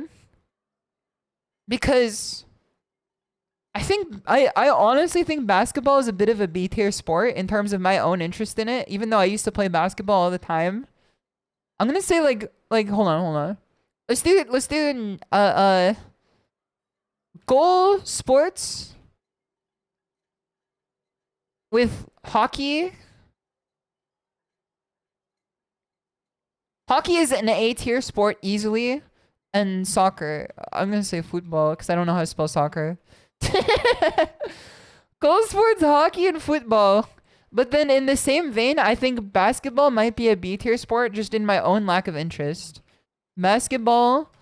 Let's do goal sport. Goal sports. Goal spurts. Goal sports. Basketball. To me, basketball is just like less interesting. Not that I think it's wrong or like bad or like I find it boring. It's just when you put it up against the bad bitches above it, like I just don't see it on the same tier. B for ballin', exactly. Soccer getting kicked out of the net sports club. I mean, like, there's a difference between a net in the middle of two MFs and then a net at the end of two MFs. You know what I mean? Like two nets at the end of like a conglomeration of MFs, a whole zaibatsu. Goal, there's a goal at the end of it. It's a net, but it's a goal. There's a net in basketball and there's a net in hockey, but like it's a goal net, not like a divider net. Like he will not divide us or whatever. I would say basketball for sure. Now this is gonna be like another divide. Bat sports, bat sports, baseball. This song gives rancid vibes. I gotta go to the next one. Baseball is a goated bat sport. I would put it in B tier just because again, it's hard for me to stay interested in it like on a long-term run compared to the other sports here. Cause it's kind of just played for me, but I don't dislike it in any regard. But to answer the call of the other bat sport, cricket, your ass is going down here, man. Bat sports, cricket, that is not a real sport. I'm sorry. I mean, it is a real sport, but like, what the hell we doing, man? What the hell we doing? Gotta add another category for top for curling. Curling can be in like goal sports. Curling, wait, no. Curling is in the same category as golf, which is like a B tier. Sport named after a bug. I almost said, what the hell is the curling bug? I almost said, what the hell a curling bug, man? Putting football in B for rematch is taking away your rights to play it on stream. Can you see like where it is on the list here? I know B in the damn football. Motorsports are peak. They're definitely high up there, but I think net sports are my favorite. Like I was watching videos of the Japanese national volleyball team, and it literally just is haiku. Look at the timer, man. You know what? Fair enough. You know what? You white, bring it in. I think that like, how could whole sports? I guess whole sports constitute golf and curling. Even though I don't think curling has a hole, but it's like the same idea. Golf and curling can be in a B tier sport. Golf is kind of cool though, in my opinion. I think golf is kind of cool. Synchronized swimming. It's hard for me to take like an activity as a sport, like a workout as a sport. Synchronized swimming is absolutely a sport, but like I'm not looking at like powerlifting. You know what I mean? Or like throwing a what the hell they got Germa in the background. I remember that was the Germa breakcore song where they sampled him in the background for it. Rock climbing, but that's like an activity. Like I said before, if you can categorize it in the same way that I could weightlifting, it's hard for me to put it in the sports category.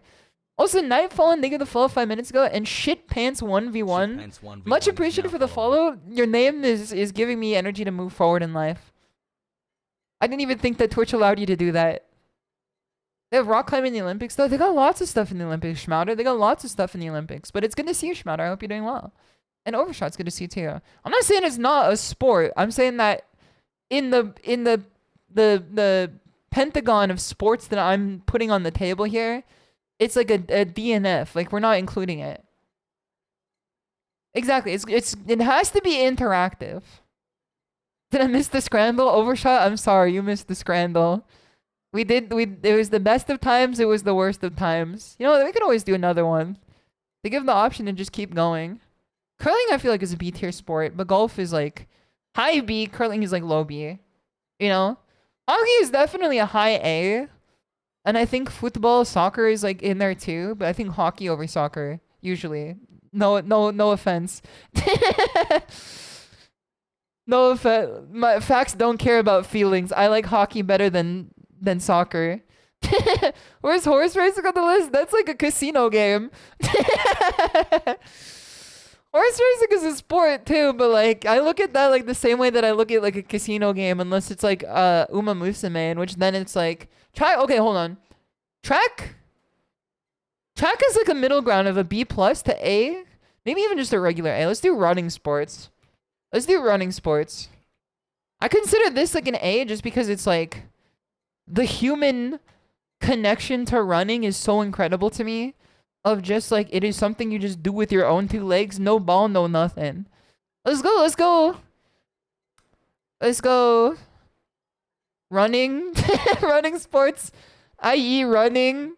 Or let's just put horse racing in here. Why not? What the hell? Sure. Horse racing.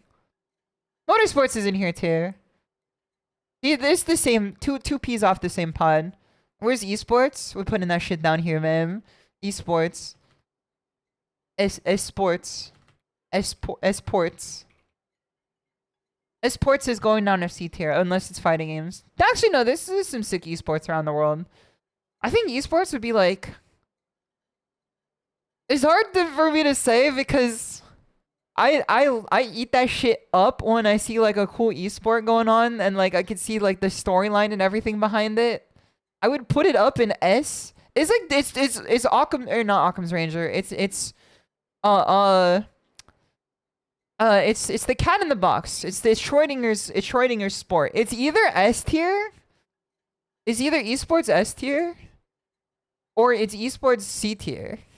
There's no in between. It's one or the other. Schrodinger, that's the guy. Just put the cat in the box. No, don't do that, man. Don't do that. We don't know. We can't verify exactly what the state of the cat is after, but don't do it. Until we open the box, we can't tell you what the cat state is, but until we do, don't do it. Schrodinger's esport. God gotta be laughing and giving that MF a name like Schrodinger.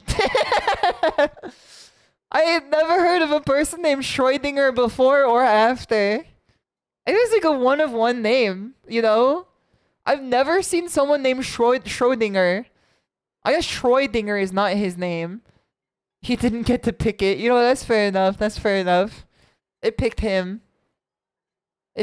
For sure. Point for effort. It's good to see you. You're doing well. StarCraft used to be great. Do people still play StarCraft competitively? Should we put chess on here too, or are we getting too in the weeds? Because then we're going to have to put poker in. Poker can get like a B to like a high C. Chess would get like an S, in my opinion, because that's cool. They be doing the most in chess. They be like using, I don't know. What's the thing that they're using? It's the what's the name of the one FPS game that like really annoying people like, but it's really, really good? You know what I'm talking about? It's like the really, really good FPS game, but like also the most annoying people on earth love it. Valorant? No, I said the really, really good one. TF2? Okay, that is true, but like the really, really good one that's like a single player game. That's a single player game. New Vegas? That is true too, now that I think about it. Titanfall, that is true too, now that I think about it. You know, maybe like the things that are good like just have a wide appeal and therefore have annoying fans. What's the name of it? It's not Lethal. It's single player. Yeah, Tarkov is single player too, and like you cheat in the game and like no one else can play. I do not know what she's trying to suggest. It's the one where it's got DMC combos in it. You know what I'm talking about? It's the one with the DMC combos in it. But it's an FPS. Let's see if we can just parry this. Parried your shit. Can I like hold parry here? This is just a true string. The Ultra Kill! Ultra Kill, that's the one!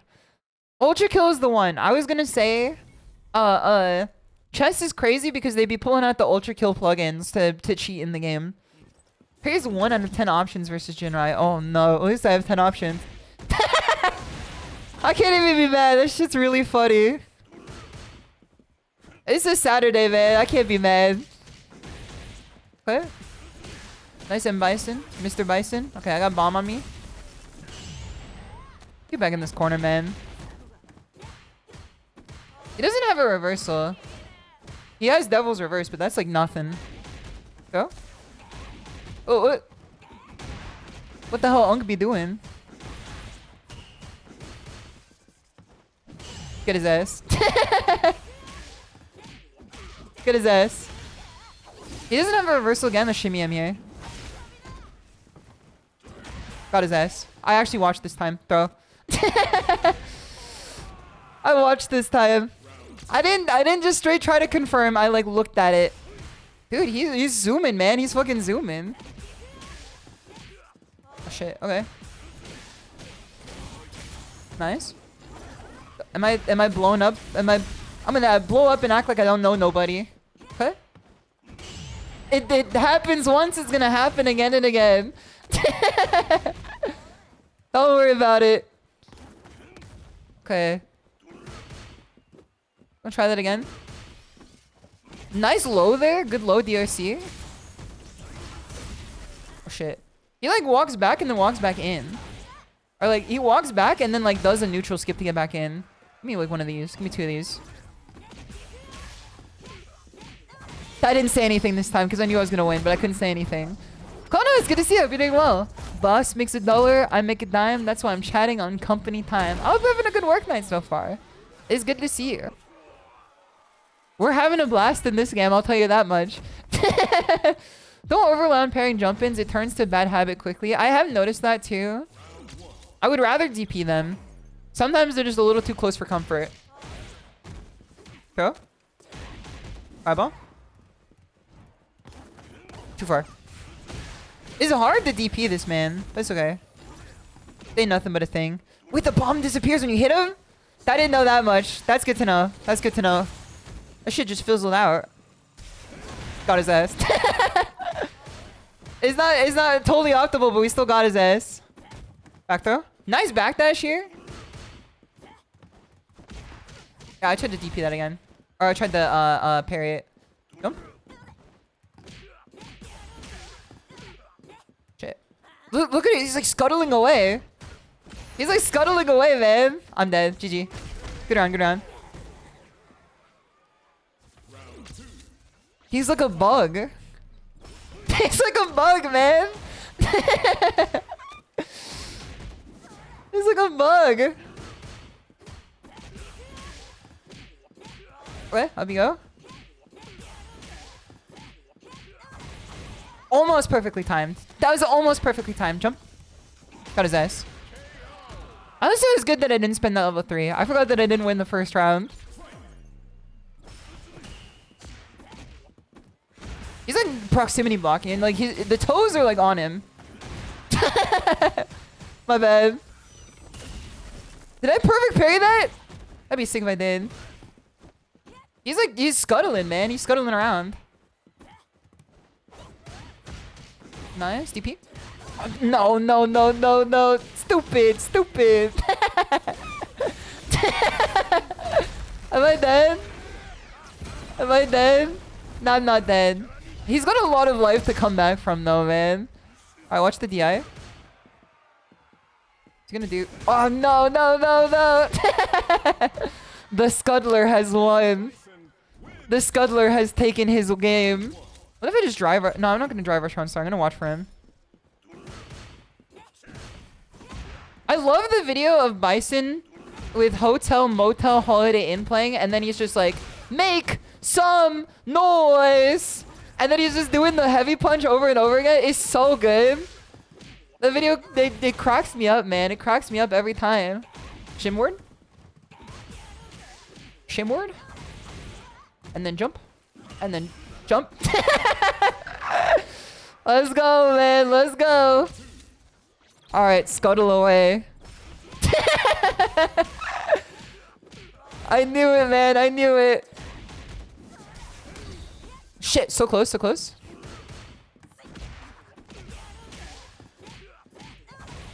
Jump. Okay, nice, nice.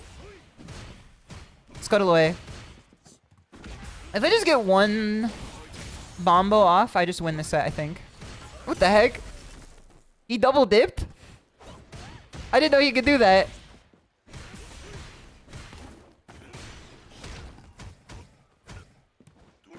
Okay. So close. Okay, I'm not dead though. Even if he uses level 3. I'm not dead.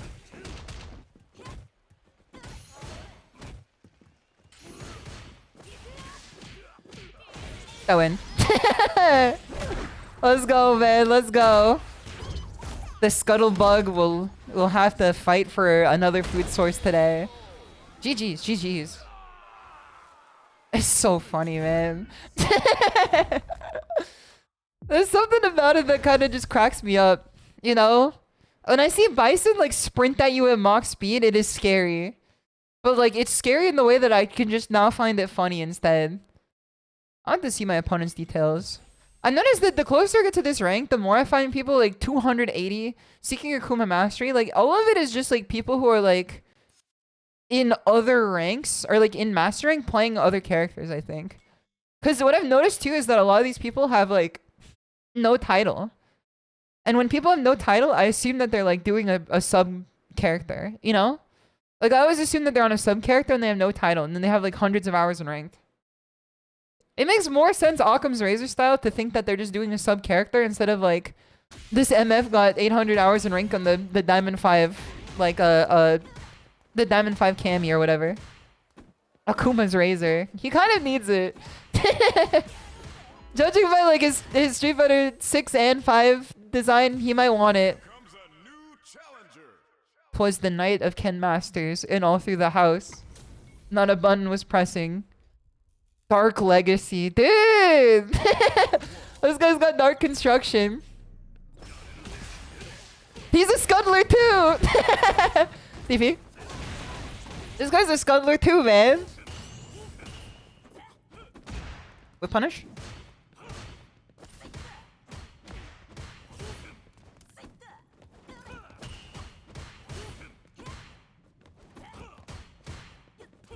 Nice, got him. Let's pick up some stocks here too. Throw. You know what? Why not? Why not? Okay. Almost DP'd there. I was trying to just get out of burnout here. Okay. Got him. I have like one DRC left in me. Is he gonna jump at me again? I'm not dead yet. I'm not dead yet. Watch his feet. Watch his feet. Watch his feet. Dude, checking that is hard. I hit the button and everything. Checking that is hard. That's so funny. Watch his fist. Watch it. Watch this. Watch it. Oh shit. Never mind. Don't watch this. My bad, Mr. Masters. My bad. My bad, Mr. Masters. My bad. Let's parry. Jump. Catch him slipping.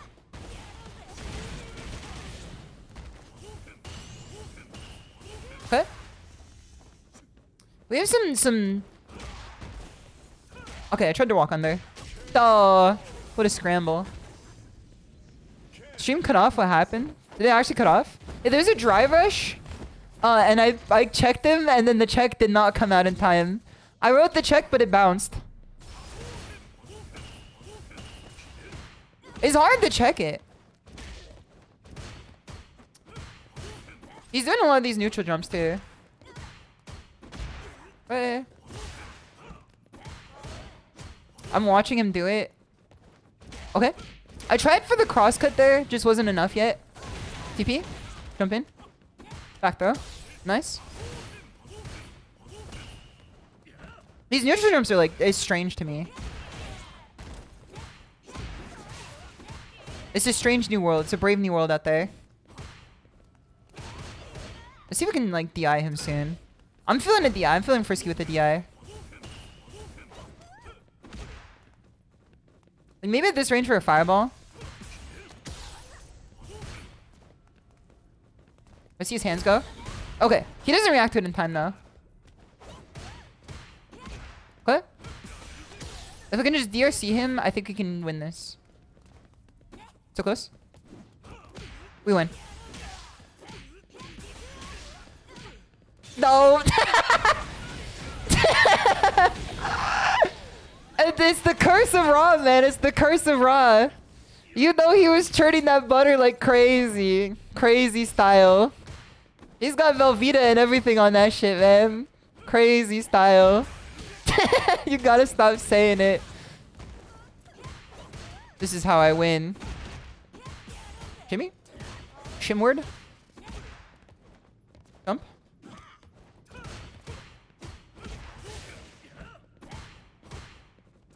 If he's at this range and he jumps...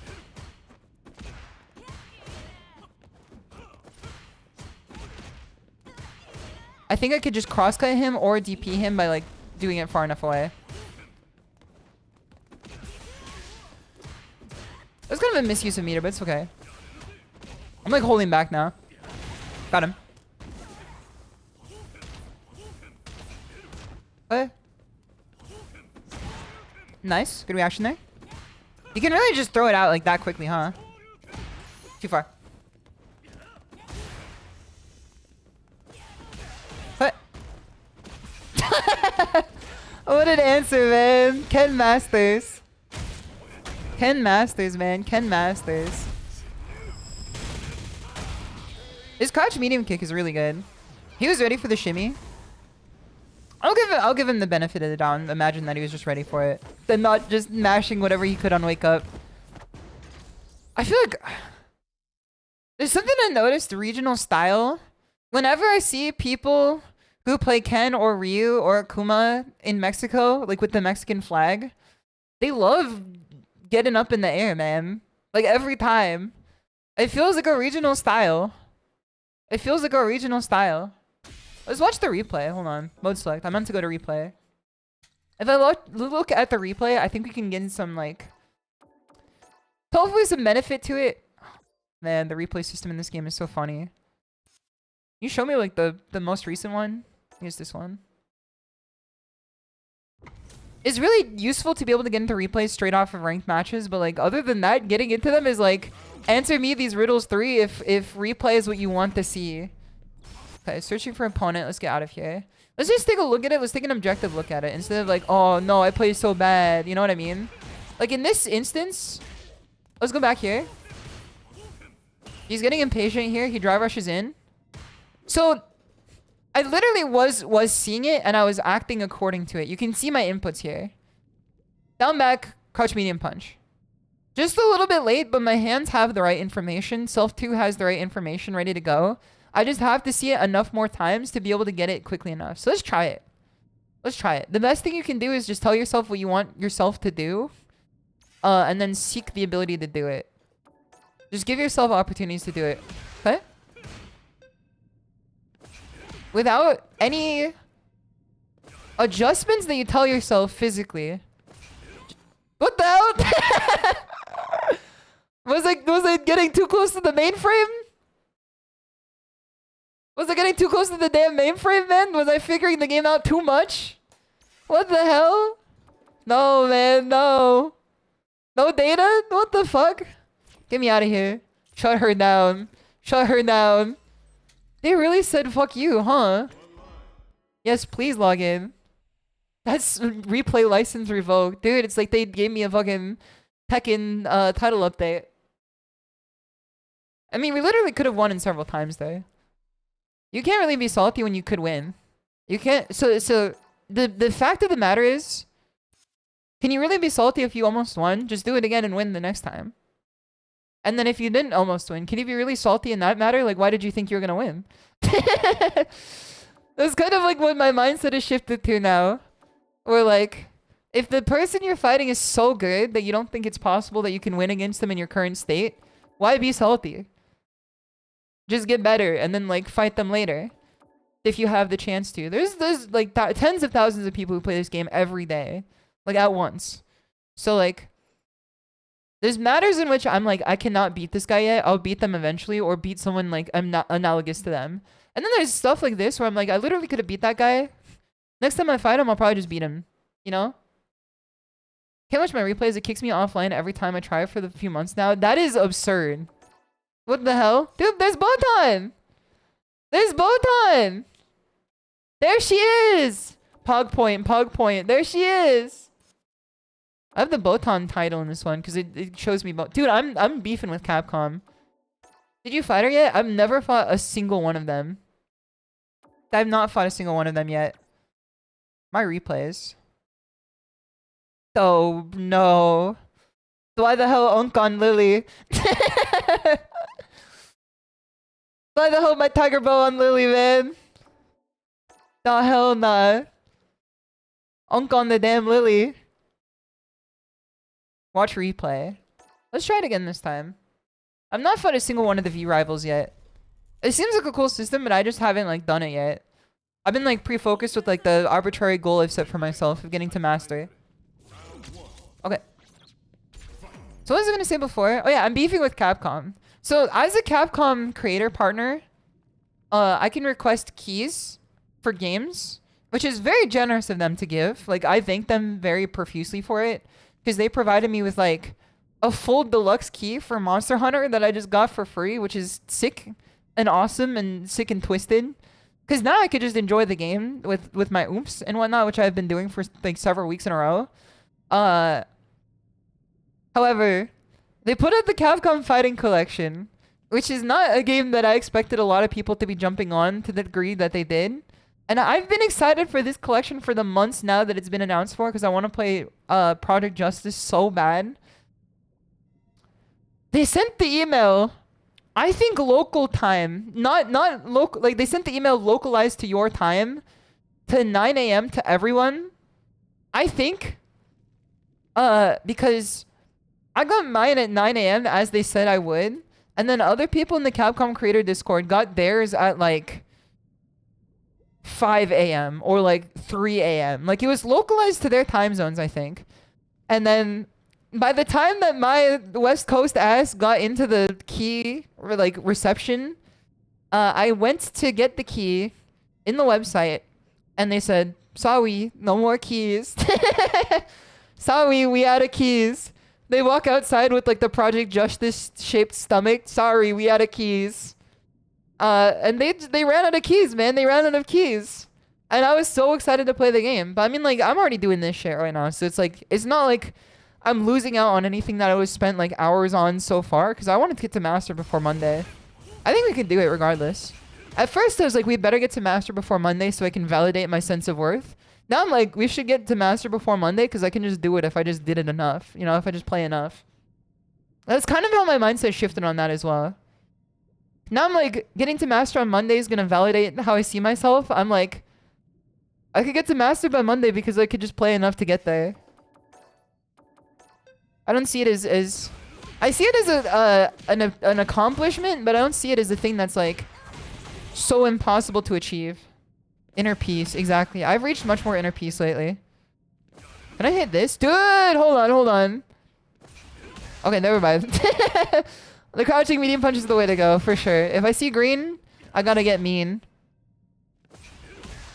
I think what was even worse is that, like, they got like a small batch extra of keys, and then didn't say anything until other people got their keys, and then they went in the Discord and said, "Yeah, we got a little extra keys, but like they already ran out." I was just like, "Motherfucker, really? No way." You know. Okay, I'm seeing how my input worked here. I'm seeing how I dropped this. Okay, I think I'm just good to get back in the game here. Actually, hold on. Before we get back to the game, let's just watch this. And replay takeover. Let's try to watch this objectively as possible. A lot of what I'm seeing here is missed free damage against jump-ins. Of course, I started taking air to air for sure. Again there. The adjustment to that is to just like, if he's jumping and that's like his typical archetypical way of playing, is to just like observe where he is on the stage and then do our best to like deal with it, you know? There's multiple ways to deal with this. Hold on, let's go back here. You know. Objectively looking at this, what we can see from this is that he loves jumping at like a 2-character distance. So we take control here. If we just hold down here, we could use our straight up DP, our medium DP. This is more or less what I was doing before, but I was just trying to parry it, I think. How far can he get to the ground before we DP him? Pretty far, pretty far. The best thing about DP too is that like, I do it the best when I just have such a relaxed grip. A thing that I've always learned through either sports or drumline and just drumming in general is that the best way to hold any like instrument or apparatus is like you would a baby bird, which is also a thing that was taught in the inner game of tennis. It's just a well-known truism. You kind of should just hold your stick kind of like a baby bird, where it's like strong enough of a grip to not let it fly away, but weak enough of a grip to not crush it within your hands. Good for steering wheel too. That is true. When I wasn't like white knuckle gripping my steering wheel, I was driving significantly better. Always put the optimal space to your DP versus them. That is fair. That is fair. If I just walk back a little bit here. What's difficult is sometimes that like, you know, it's not an easy input to get like immediately. But again, it's just part of like teaching your body like what to do. And the less active input you do, don't even think about how you do it differently each time. Just watch how it happens and observe. And you'll see yourself do it way more consistently over time. So now walk back and try it. I'm not making any judgment.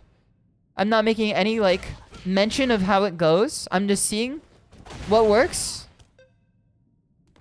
and experimenting with different ways to do it. See?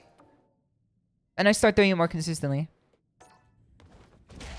The less you observe and try to fix, the more it's going to be fixed. I know DPs that hit deep jump-ins show a level of relaxed state. I think it does for sure. Because, like, a lot of newer players I've seen, it was mentioned by Highway in the Discord previously, they DP as soon as they reach, like, the apex of the air instead of, like, waiting for them to come down further to get more damage off of it. So, again, here. Again, this is the past, so it's not like we can just do this, like, now. I fucked up motor skills. So I have death grip stuff that is... I have to death grip stuff to get some level of fidelity or control. Obviously, I can't speak for everyone. But I wonder if you practice the idea of just, like, letting your body figure out the motions and seeing what the most relaxed way you can do it possibly is. Like, everybody's different. It's not like you can make just, like... Wait, hold on. I want to see the inputs here. This is the shit that had me laughing, man. This is the shit that had me laughing. Dude, he did a whole 360 on it. Look at him go, too. Like, in every situation here. He was actually so ready. Now that I'm looking at it, look, he was so ready on every single one. He was so ready on every single one. Holy. Watch his inputs. Dude, look at his inputs. Look at his inputs, man. This is so good. The super is not invuln, by the way. Hold on, let's go back then. Thanks, Spurs. Good to see you. Hope you're doing well. Oh, Tsutora to you as well. Also, One Dad Man, it's good to see you. Reminds me of that one Ken and Broski stream that was just churning butter. It's like, I wonder if he was doing this in every combo. Okay, so this is his level 2, presumably, and it's not... But, replay takeover. I'm just gonna drop here. Super Flash. Let's do jab, Super Flash. Super Flash, jab. I see. Dude, okay. Super Flash. As soon as I see the Super Flash and I see... I'm jabbing. I see! Dude! Jab. Okay. Okay.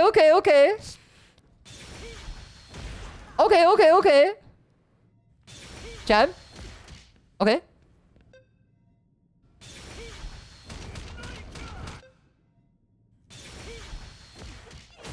I wonder too, I think the problem too is that I pressed after this instead of just like... If I held back, would I have been fine? I could have just killed him off this too. Okay. Okay, that's good to know too. What did I... Oh no, I see what I dropped it off of. Okay. So... This is where I dropped the combo. Let's dissect this a bit like it's a frog. Okay, so I dropped the combo here. And then I went for...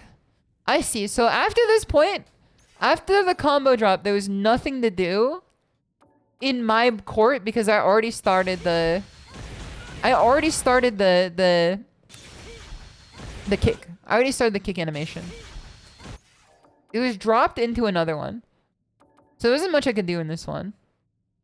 Matchmaking setting. Let's go back in. You know what? Maybe it does need a buff. No, man. No. He's fine. His level 1 side swaps, this MF don't need any invulnerability on that thing. It's fucked up, man. It's fucked up. Herald Bogard. Okay, Taro, let's see what you got here. Another thing too that I was labbing out is being able to perfect parry his big punch. Power wave. Throw. Projectile.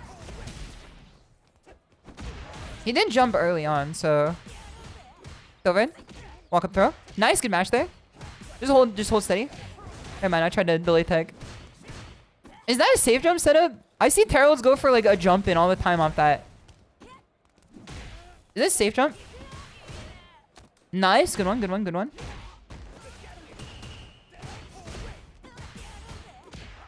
I think he's mashing here.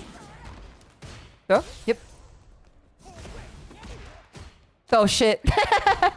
My bad. Dude, he's flicking me around the world, man. What the heck? Shimmy? Alright, I should have... That's my B. That's my B. It's a safe jump on medium tackle. So the answer to medium tackle after that is to then perfect parry the jump in then. Nice, good DP.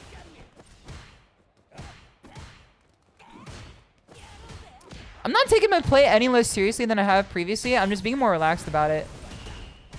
And being more relaxed about my options too. I don't mind just drive rushing in or jumping in.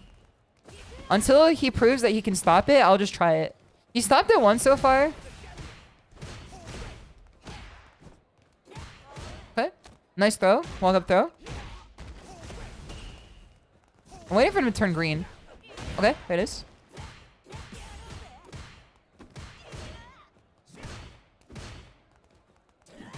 Okay.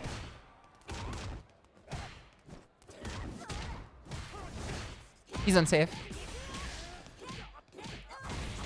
Okay, I'm spending.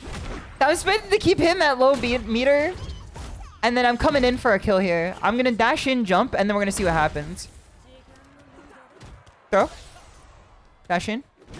Nice. I have more health real estate. That's plus. Okay. Calm.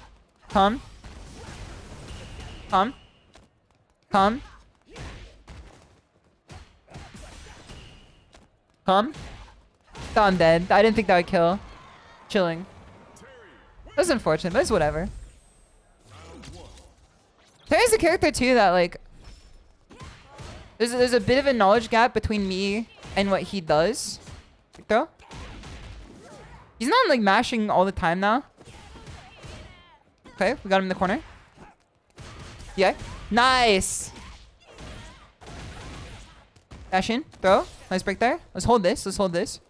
Okay. I had the reaction, just didn't have the time. Do it again. Nice. I'm not gonna do it a third time. I'm not gonna do it a third time. I think he's gonna start reacting to it. Level 1, churn it out. We have 3 stocks here. Oh shit, nice level 1. I was gonna try to burn him out to then DI him. He has enough health to just like not particularly care about a DI right now. There we go. Surprised he's not throwing out burning knuckles like crazy. Ever since I was trying to like lab how to deal with it vis-a-vis parry, these MFs playing parry are not dealing with it. They're not throwing it out there. They don't fuck with burn knuckle anymore. Nice throw. He does a lot of walk-up throw after these. Dude, the mind games? Mind games? Okay, Mr. Terrell. I see what you're dealing with here. Okay, Mr. Terrell. Okay. Understood. Not as optimal as I want it to be, but it's as optimal as I need it to be. Maybe. I don't know. It is. It is. He dies. He dies. If he doesn't die, he gets burnt out. It was a little bit of a crapshoot of a combo there, but we still strung it together just by the grit of our teeth. Meaty fireball there was checkmate. I'll think about that later.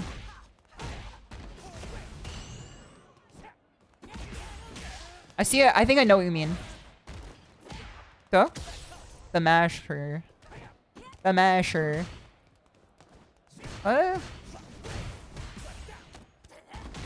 He does a little bit of a delay throw there, I think. What? I always thought that that was like... Oh shit, my bad. I thought that that was like unsafe. That's just a standing heavy kick, right? Because he's got a target combo with it that's like super unsafe, right? Throw. DP here. Spend it.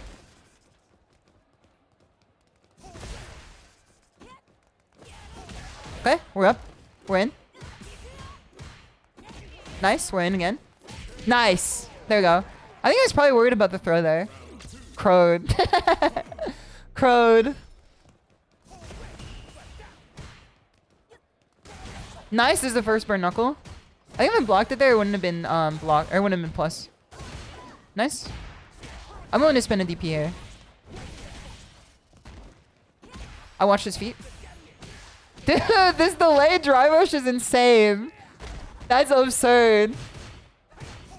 It works too. He's kind of on it with these walk-up throws after. He's playing Tekken, man. He's playing Tekken. Frame you don't like, just walk up and throw him. Overhead. Walk up, throw. Shimmy. Nice DP.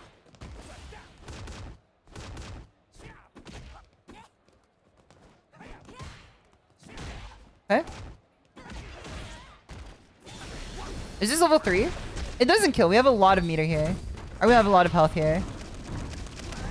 He looks so fucking... He looks like a minion when he does this shit, man. Oh, wait. I don't have meter yet.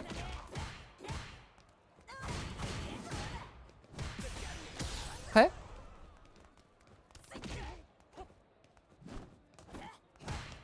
Nice throw.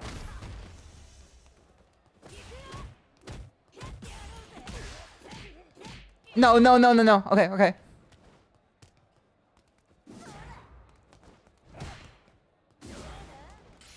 Got him. I remembered what you said. Okay, okay. I ended it with a heavy fuha instead of what I should have ended it with, but it's okay. I know, that was scary there. That was scary there. That was close. You used to the fireball? Thank you, thank you. I took what you said earlier and I wanted to experiment with it. It wasn't exactly the same situation. One of the things that the inner game of tennis talks about, scary. Tiny Animal Crackers, it's good to have you here. I hope you're doing well. That was scary, man. The drop was a little bit concerning. But it's okay. It's okay. It came down to some nerves there. The less that I let my nerves interfere, the more that my combos will just naturally come out. And again, too, it's just like giving yourself the ability to like practice the same combos over and over again so that they always come out correctly. Something that I feel like I should do a little bit more, or can do a little bit more, I should say. There's no should. It's all just like what you want to do. Should comes from what you want to see out of it.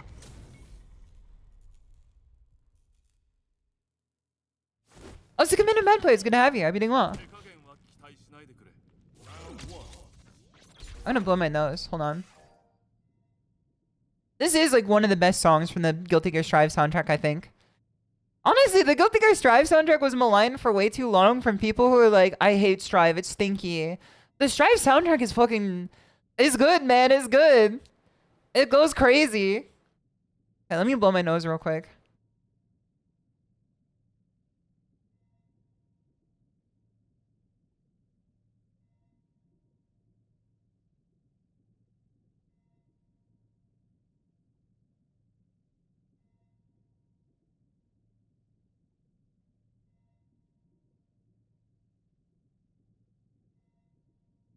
Okay, I'm back. Crowed? What are you crowing for?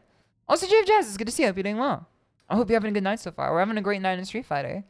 Guilty Gear Strive is fire. The game is fine. You enjoying Collection 2? If I owned it, yes. I would be. I went off earlier today. I said it in the Discord too. They have not given me a key yet. I have like the key link, but they don't have enough keys. I can't figure out Toge. It's a process. It's a process. You want to know how you figure out Toge? You watch people do it, and then you say, I want to try it, and you let yourself fail over and over and over again, and you try not to put any sort of criticism on yourself, you know? You go, okay, well, that was too far. Let me try something else. Hit the handbrake and hit him with a whoosh. Drive is fine, but some of the fandom needs some introspection. Yeah, but that's because they're like largely like 18 to 19-year-olds, you know? I think people who like absolutely hate Strive and people who are like really annoying about Strive, like in tandem, both need some introspection. For sure. Because on one end, it's like a bunch of 18 to 19-year-old kids who are like obsessed with a game to the point where they make it their own personality. On the other end, it's like they beefing with 30-year-old to 40-year-old unks who are mad that like game not the same as the game that they played with their friends for 2 minutes once in high school. You know? It's kind of like, the way I look at it is that a lot of the people who are really annoying about hating the game like did not play enough of the old games to really care. And they just kind of like are virtue signaling about it because like they're people online that they look up to hate the game verbally. You know what I mean? Okay. But also people who are obsessed with it make it their entire personality to the point where I'm just like, come on, man. We ain't gonna be doing all that. Obsessed with the game and one specific character. I find Bridget a little bit annoying, but it's who cares? I look at Bridget the same way that I look at like, I don't know, any character that I think is overglazed in this game, you know? If it wasn't for the fact that Ken has like a legion of haters, I would feel like the same way about him. Actually, no, I like Ken. I think he's a cool character. I'm just gonna pregame tomorrow with my own homemade umeshu. Have a good night, Tiger Bros. How to not crash into a wall after whoosh. If I knew how to do it, I would be able to tell you. But from the standpoint of learning how to play these fighting games, the feeling that you have now is pretty similar to what I have when I'm like, fuck, I can't combo, or like, I can't beat this guy in neutral. A lot of it just comes down to like, the inner game of tennis. This is a Bible to me. Is that you can just like, follow what it says pretty well in regard to this. Did I kill off this? No, this is where I died. I think what I wanted to do with this one is to root into level 1. That's okay. And replay. Yeah, it takes a lot of losing before you're good at it. Again, it's one of those situations where like, you know this, right? You know this. I'm not going to tell you because you already know. I'm not gonna tell you because you already know. I'm just gonna remind you.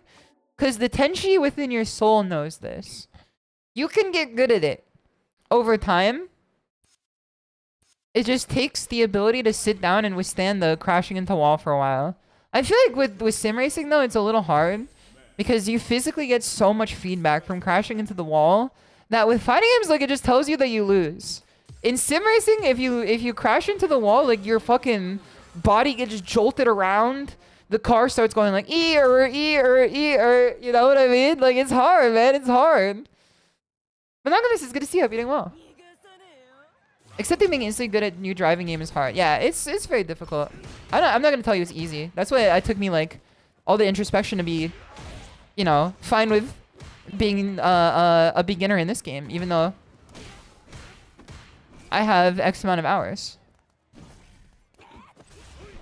X amount of hours will never mean something when someone has Y amount of hours, you know? There's always another peak to it. Always another level. Dude, this guy's partying. Holy. TP? Nice. Okay. Let's see if we can take this guy. Nice DR check. Thank you. Thank you. Wait, this is not punishable? What the heck? Really? His ass get that whole ass neutral skip. It is not punishable. DP. Oh shit. My DPs are a little bit slow now. Shit. I didn't mean to do this. Try bash. Back throw.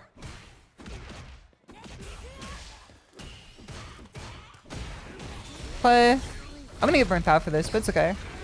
Force him in the RPS. What's the RPS? Source is good to see you. Beating well. These Bison players be swinging. It is true. It is like a known fact that Bison players love to swing as hard as possible, as much as possible. Welcome throw. Okay, that's honestly a good idea. Regular is punishable without bomb placed. I see. Okay, let's try this here. Bibson moment. It was a Bibson moment for sure. It's a lack of focus. Because I'm talking to chat right now. He's gonna scissor kick. Let's see if he scissor kicks again. If he scissor kicks, I walk up throw. Oh, if I don't get hit for it first. Hold on. That's the important part.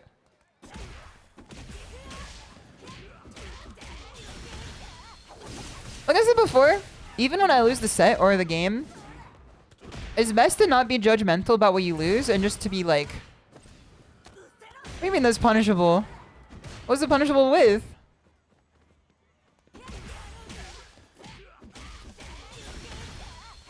It's best to not be hard on yourself about the things that you lose for, and instead just observe them without any judgment. You need detached interest with your results. You need some detached interest with your results. You need to be interested in winning, but to the point where you... Okay, he's doing RPS. I see now.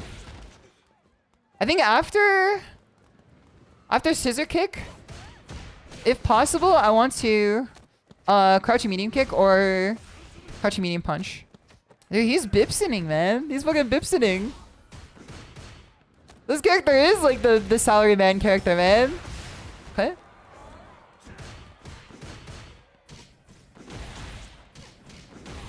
You know what this feels like? This feels literally what I did to people with Biken in season 2 of Guilty Gear Strive. I'm starting to understand. It feels literally like what you do with people to Biken. Or do to people with Biken. It's just RPS after RPS. But there's lots of stuff outside of the RPS that I can adapt to more. Holy. Nice walk up throw. He's living in the RPS though, man. Like he's living for it. This is like what he excels in. Ah, nice. GG's. Good set. We go next. If you feel he's going to scissors, jump up. I do that and then I get hit. I do that and then I get hit. It doesn't feel as simple as that. Let's watch this replay. It does not feel as simple as that. Whenever I jump up after... What is that flag? Where's that from?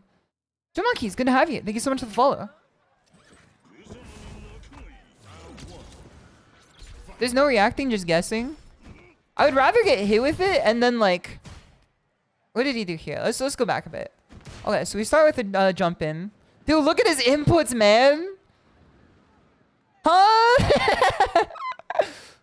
What the hell is he doing? Huh? Is this the bison of all time, man? He's beating the fuck out of his stick. What the fuck? Onk beating the hell out of his damn stick, man. That's a dartboard input. Is it actually DIable? This player is like, he's totally on RPS, I feel. Like, that's his style. Which could be difficult if you don't know what the options to beat the RPS are. Which I feel like I'm just a little bit lacking in that knowledge. But if I just watch here...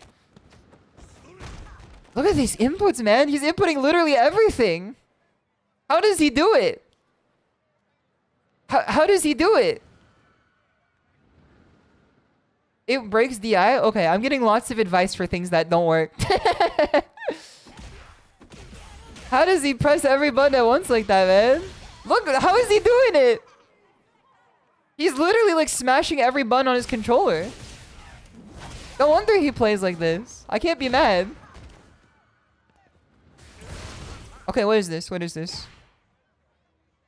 What is he in this? Wait, he's +7?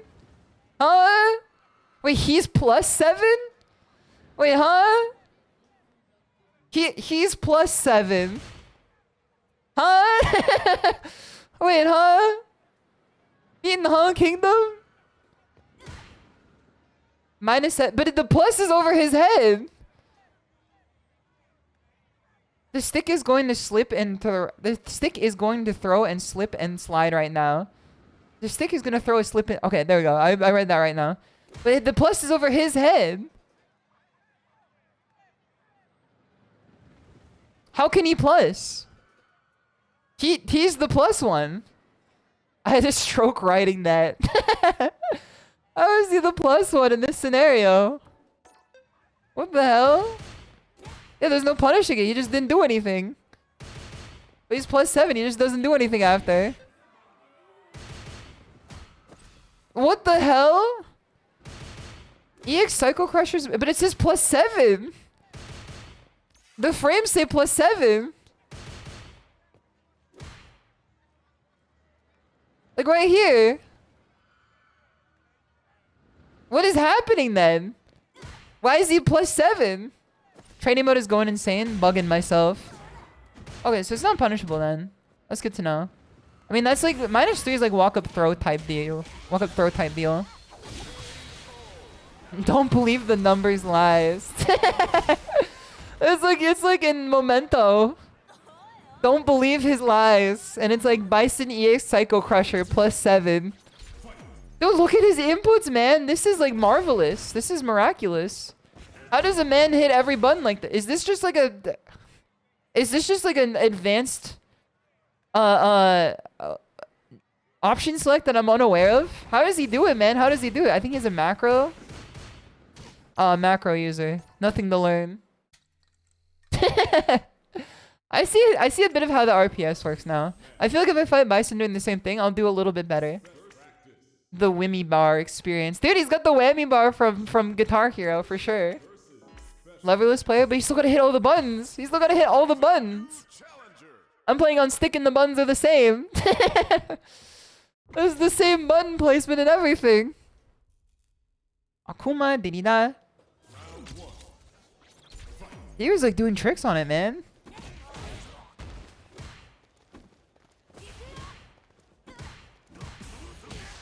I tried to delay tech. I had a frame drop though. Dude, look at these perfect parries. Gaze upon mine perfect parry. Shimmy? EDPs. Next time we go for a Shimmy Neutron there. Let's go for... He throws on wake up. That's good to know too. Let's go for a throw OS. To either command grab or to throw him or to block DP. Shimmy? Throw? Okay.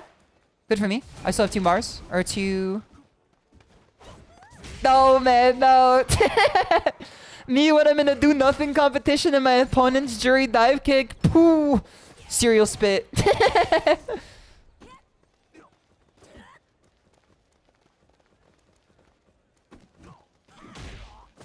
Nice. Good one. Is it with an EX fireball too? Good walk-up throw. Good option here. A lot of options we're seeing today with the walk-up throw. Delay tech? Let's shoot me this MF. When I'm in a do-nothing competition and my opponent is...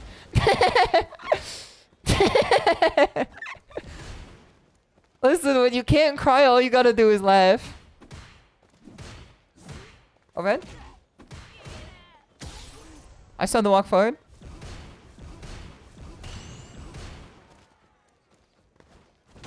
Again, I had the right instinct there.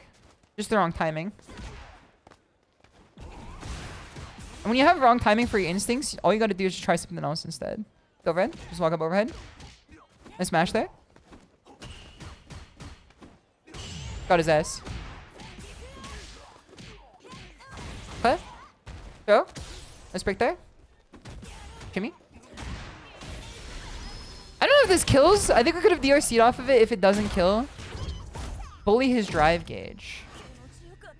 I like the sound of that actually. Maybe I should be bullying his drive gauge. Yours says 18 months. Okay, okay. So you're talking about like the EX ones. That makes perfect sense. Not everyone has those though. Dude, he loves throwing up and walking up and throwing. It's his favorite thing to do. Hold up throw. Nice, nice, nice. Dude, I'm so excited for Jujutsu Kaisen Season 3 eventually. I hope it comes soon. I mean, you still need the Chainsaw Man anime. Walk up throw. I have a level 1. Demon flip, demon flip, demon flip. Throw. Nice break there. Demon flip. Go over in. Oh, my stars and garners, man. My stars and garners. No, no, no, no, no. GG, GG. Good one, good one. DJ, it's good to see you. Hope you're doing well. I hope you're doing well. You've been playing on a new combo leverless recently. I used to play leverless, but I can't go back. I feel like I just like stick too much. Give me this rematch. That was unfortunate. Yeah, I didn't have enough health to gamble. I should have just held back. Akuma bullying his drive gauge is like, it's... I see how it works. I think I just need to like get used to the spacing for it. Cause like, Sei as a kick is so scary, man. But like, you can't always just be scared by his tools. Like, look, I'm bullying him now. Stop, stop, you're bullying him. Nice, good throw, good throw. There's a bit of a combo drop. What is he doing all that for? Is that like a misinput? That's like not the first time he's done that. I keep thinking of the fucking... The TikTok of the guys playing that made-up ass game. Where he's like... Dude, he's really delaying his buttons here. Because I keep trying to delay tech it. Jump in. Back throw. EX fireball. Oh shit. It's okay. At least I still got it hidden. Nice throw. Oh shit. My bad. Oh no, I'm dead. Unk got the DI on me. JJK fell off. Cool stuff in it though. It didn't fall off. It actually like ended well. I don't take JJK slander. JJK did well. It fell off for like a chapter. Or like a few chapters. It was good though. I don't think it's ever bad. I think that some of the complaints I've seen make no sense. And like are just like the result of like people being too... I'm dead. GG. when you can't cry, all you can do is laugh, man. When you fight Akuma, just don't make this mistake. That's why I'm excited to play him eventually. Miscellaneous Unk shooting poison. Damn. Points in this game are very like fickle. Points in this game are very fickle. That's okay. I just didn't care for the final arc that much. I thought it was sick. I think if you reread it like in full instead of waiting per week, you might enjoy it more. It wasn't like fit for the weekly situation. I think if you read it in full, it would be much better. Animas, thank you so much for the 28-month sub. Much appreciated. It's very good to see you. I hope you are doing well. I think it's some kind of weird bait. Yeah, honestly, I think that when he's doing that, he's trying to like catch a drive rush, but he's doing it like way too early. The points in diamond are very fickle. We got pretty far up though, which means that I think that we can just get master tomorrow. I think that, okay, so I'm gonna say right now, I'm 99% sure I'm very likely not going to do ASMR tomorrow because I start at like 9:30 a.m. for a HR introduction on Monday. And I don't think they're doing ASMR on the night before my first day of work when I have to get to the studio at 9:30 or get there and then be at the studio like at 9:30 is going to be good. So I'll take tomorrow off if that's all right with you guys. Get a good start on your first day. Thank you. Thank you. Good luck. Thank you. Thank you. People Gua. Thank you. Glad you got the job. Thank you. I'm going to do the best I possibly can for this one. I did a very good job at my old job, but I think that I started a little too late. Like I started very inexperienced, and then all my good work came at the end when like they didn't want to give me a raise anymore because they were already planning on like restructuring. But at that point, you know, if I start strong in this one, I think that I have a good path. I think I have a good path for this one. It is definitely a massive career upgrade, I think, in terms of just like what I am doing and how much I'm being paid. Meanwhile, make the money, see? Shimada, talk the honey, see? Shake tua, the mic ruler, a hawk tua, I spit it to ya. Yeah, I'm gonna grind a lot tomorrow to see if I can get the half of this bar all the way up to master. And if we don't get master by Monday, it's whatever. We do what we can. We do what we can. Because honestly, we'll just get to master whenever we get to master. I'm having a lot of fun with the game. Like I said before, when you can't cry, all you can do is laugh. So in situations like this one against this Akuma, let me see their hours. Yeah, see? Like this person has played this game significantly longer than I am, and they're probably on an ult. You know? What can I be mad at? You know? They played in a way that like punished a lot of my mistakes, and also I didn't like catch them. But the best thing about it is that you can just get better. You can just get better. So, if you guys remember what I was saying before, just get the bar close to master and then do one match on stream and we hit masters. Yes, sir. I might just do it in the Discord too at some point. As I said before, I think that a lot of the changes that I made recently have been like extremely helpful. You saw today's stream, I didn't crash out once. I just laughed it off. Whenever I got killed, I just laughed. I was just like, that's absurd. You know what I mean? That's kind of like how I am. I'm trying to keep a detached interest in how the matches go and keep more interest in how they're played. Because you can play your mind out and just lose, but then you can just enjoy the play as it is. Anna, thank you so much for 5 gifted subs. That's very kind of you. I really appreciate that. That's very, very, very kind of you. Thank you so much for that. Thank you so much for that. I hope everybody that got a gifted sub says thank you to the anonymous gifter. That is very, very, very sweet of you. Quan grasp. Yeah, we grasp our Quan here. We grasp our Quan. Live, laugh, love. Let's go! Yeah! Now, the hard part, and I don't think this is the hard part, I just think this is the essential part, is that we need to practice it daily, which is what I've been doing. You practice it daily, and not every day is going to be a laugh when you lose type situation, you know? Some days are going to be like, oh, fuck this game, and then like you just get off for the day. But the thing, though, is that you need to make the area under the curve as enjoyable as possible. You can't just look at the end result and be like, well, I didn't get Daigo level, you know? You just make the area under the curve as much as you can enjoy. Some days are diamond and some days are stone. And then soon, some days will be master. Steal as many pens as you can. Yes, sir. Okay. Let me see who's online. Back to Twitch. Twitch.tv.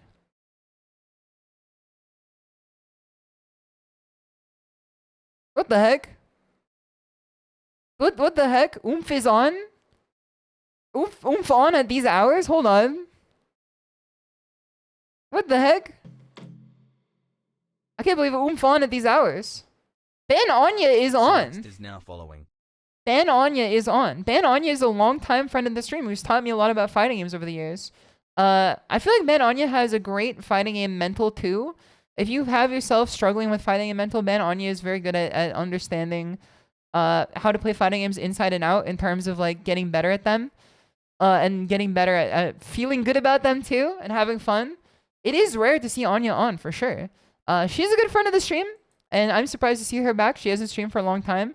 So we're going to go over to her stream. If you guys do not see the raid notification in the top right-hand corner of the screen, please refresh your page and join along with us, because we're going to go see what Anya's up to. She's streaming actually an intense Undernight set, I think. So if you guys are not in the Discord, we're going to be watching some movies next week. Please join. If you guys do not follow on Twitter, you can see all my posts as they happen on Twitter. That is not my Twitter. That's the Welsh spelling of it. That's the Welsh spelling of Twitter. There we go. That's the one. That's for true. But thank you for joining, everyone. Thank you for joining, everyone, and thank you for stopping by for this experiment in all of the work I've been doing. And I'm glad to see that it's been paying off. I think that this is gonna just help the stream in the long run, and then help me as a player in the long run too. So once again, Otsu Tora! Otsu Tora! I'll see you guys all again very soon.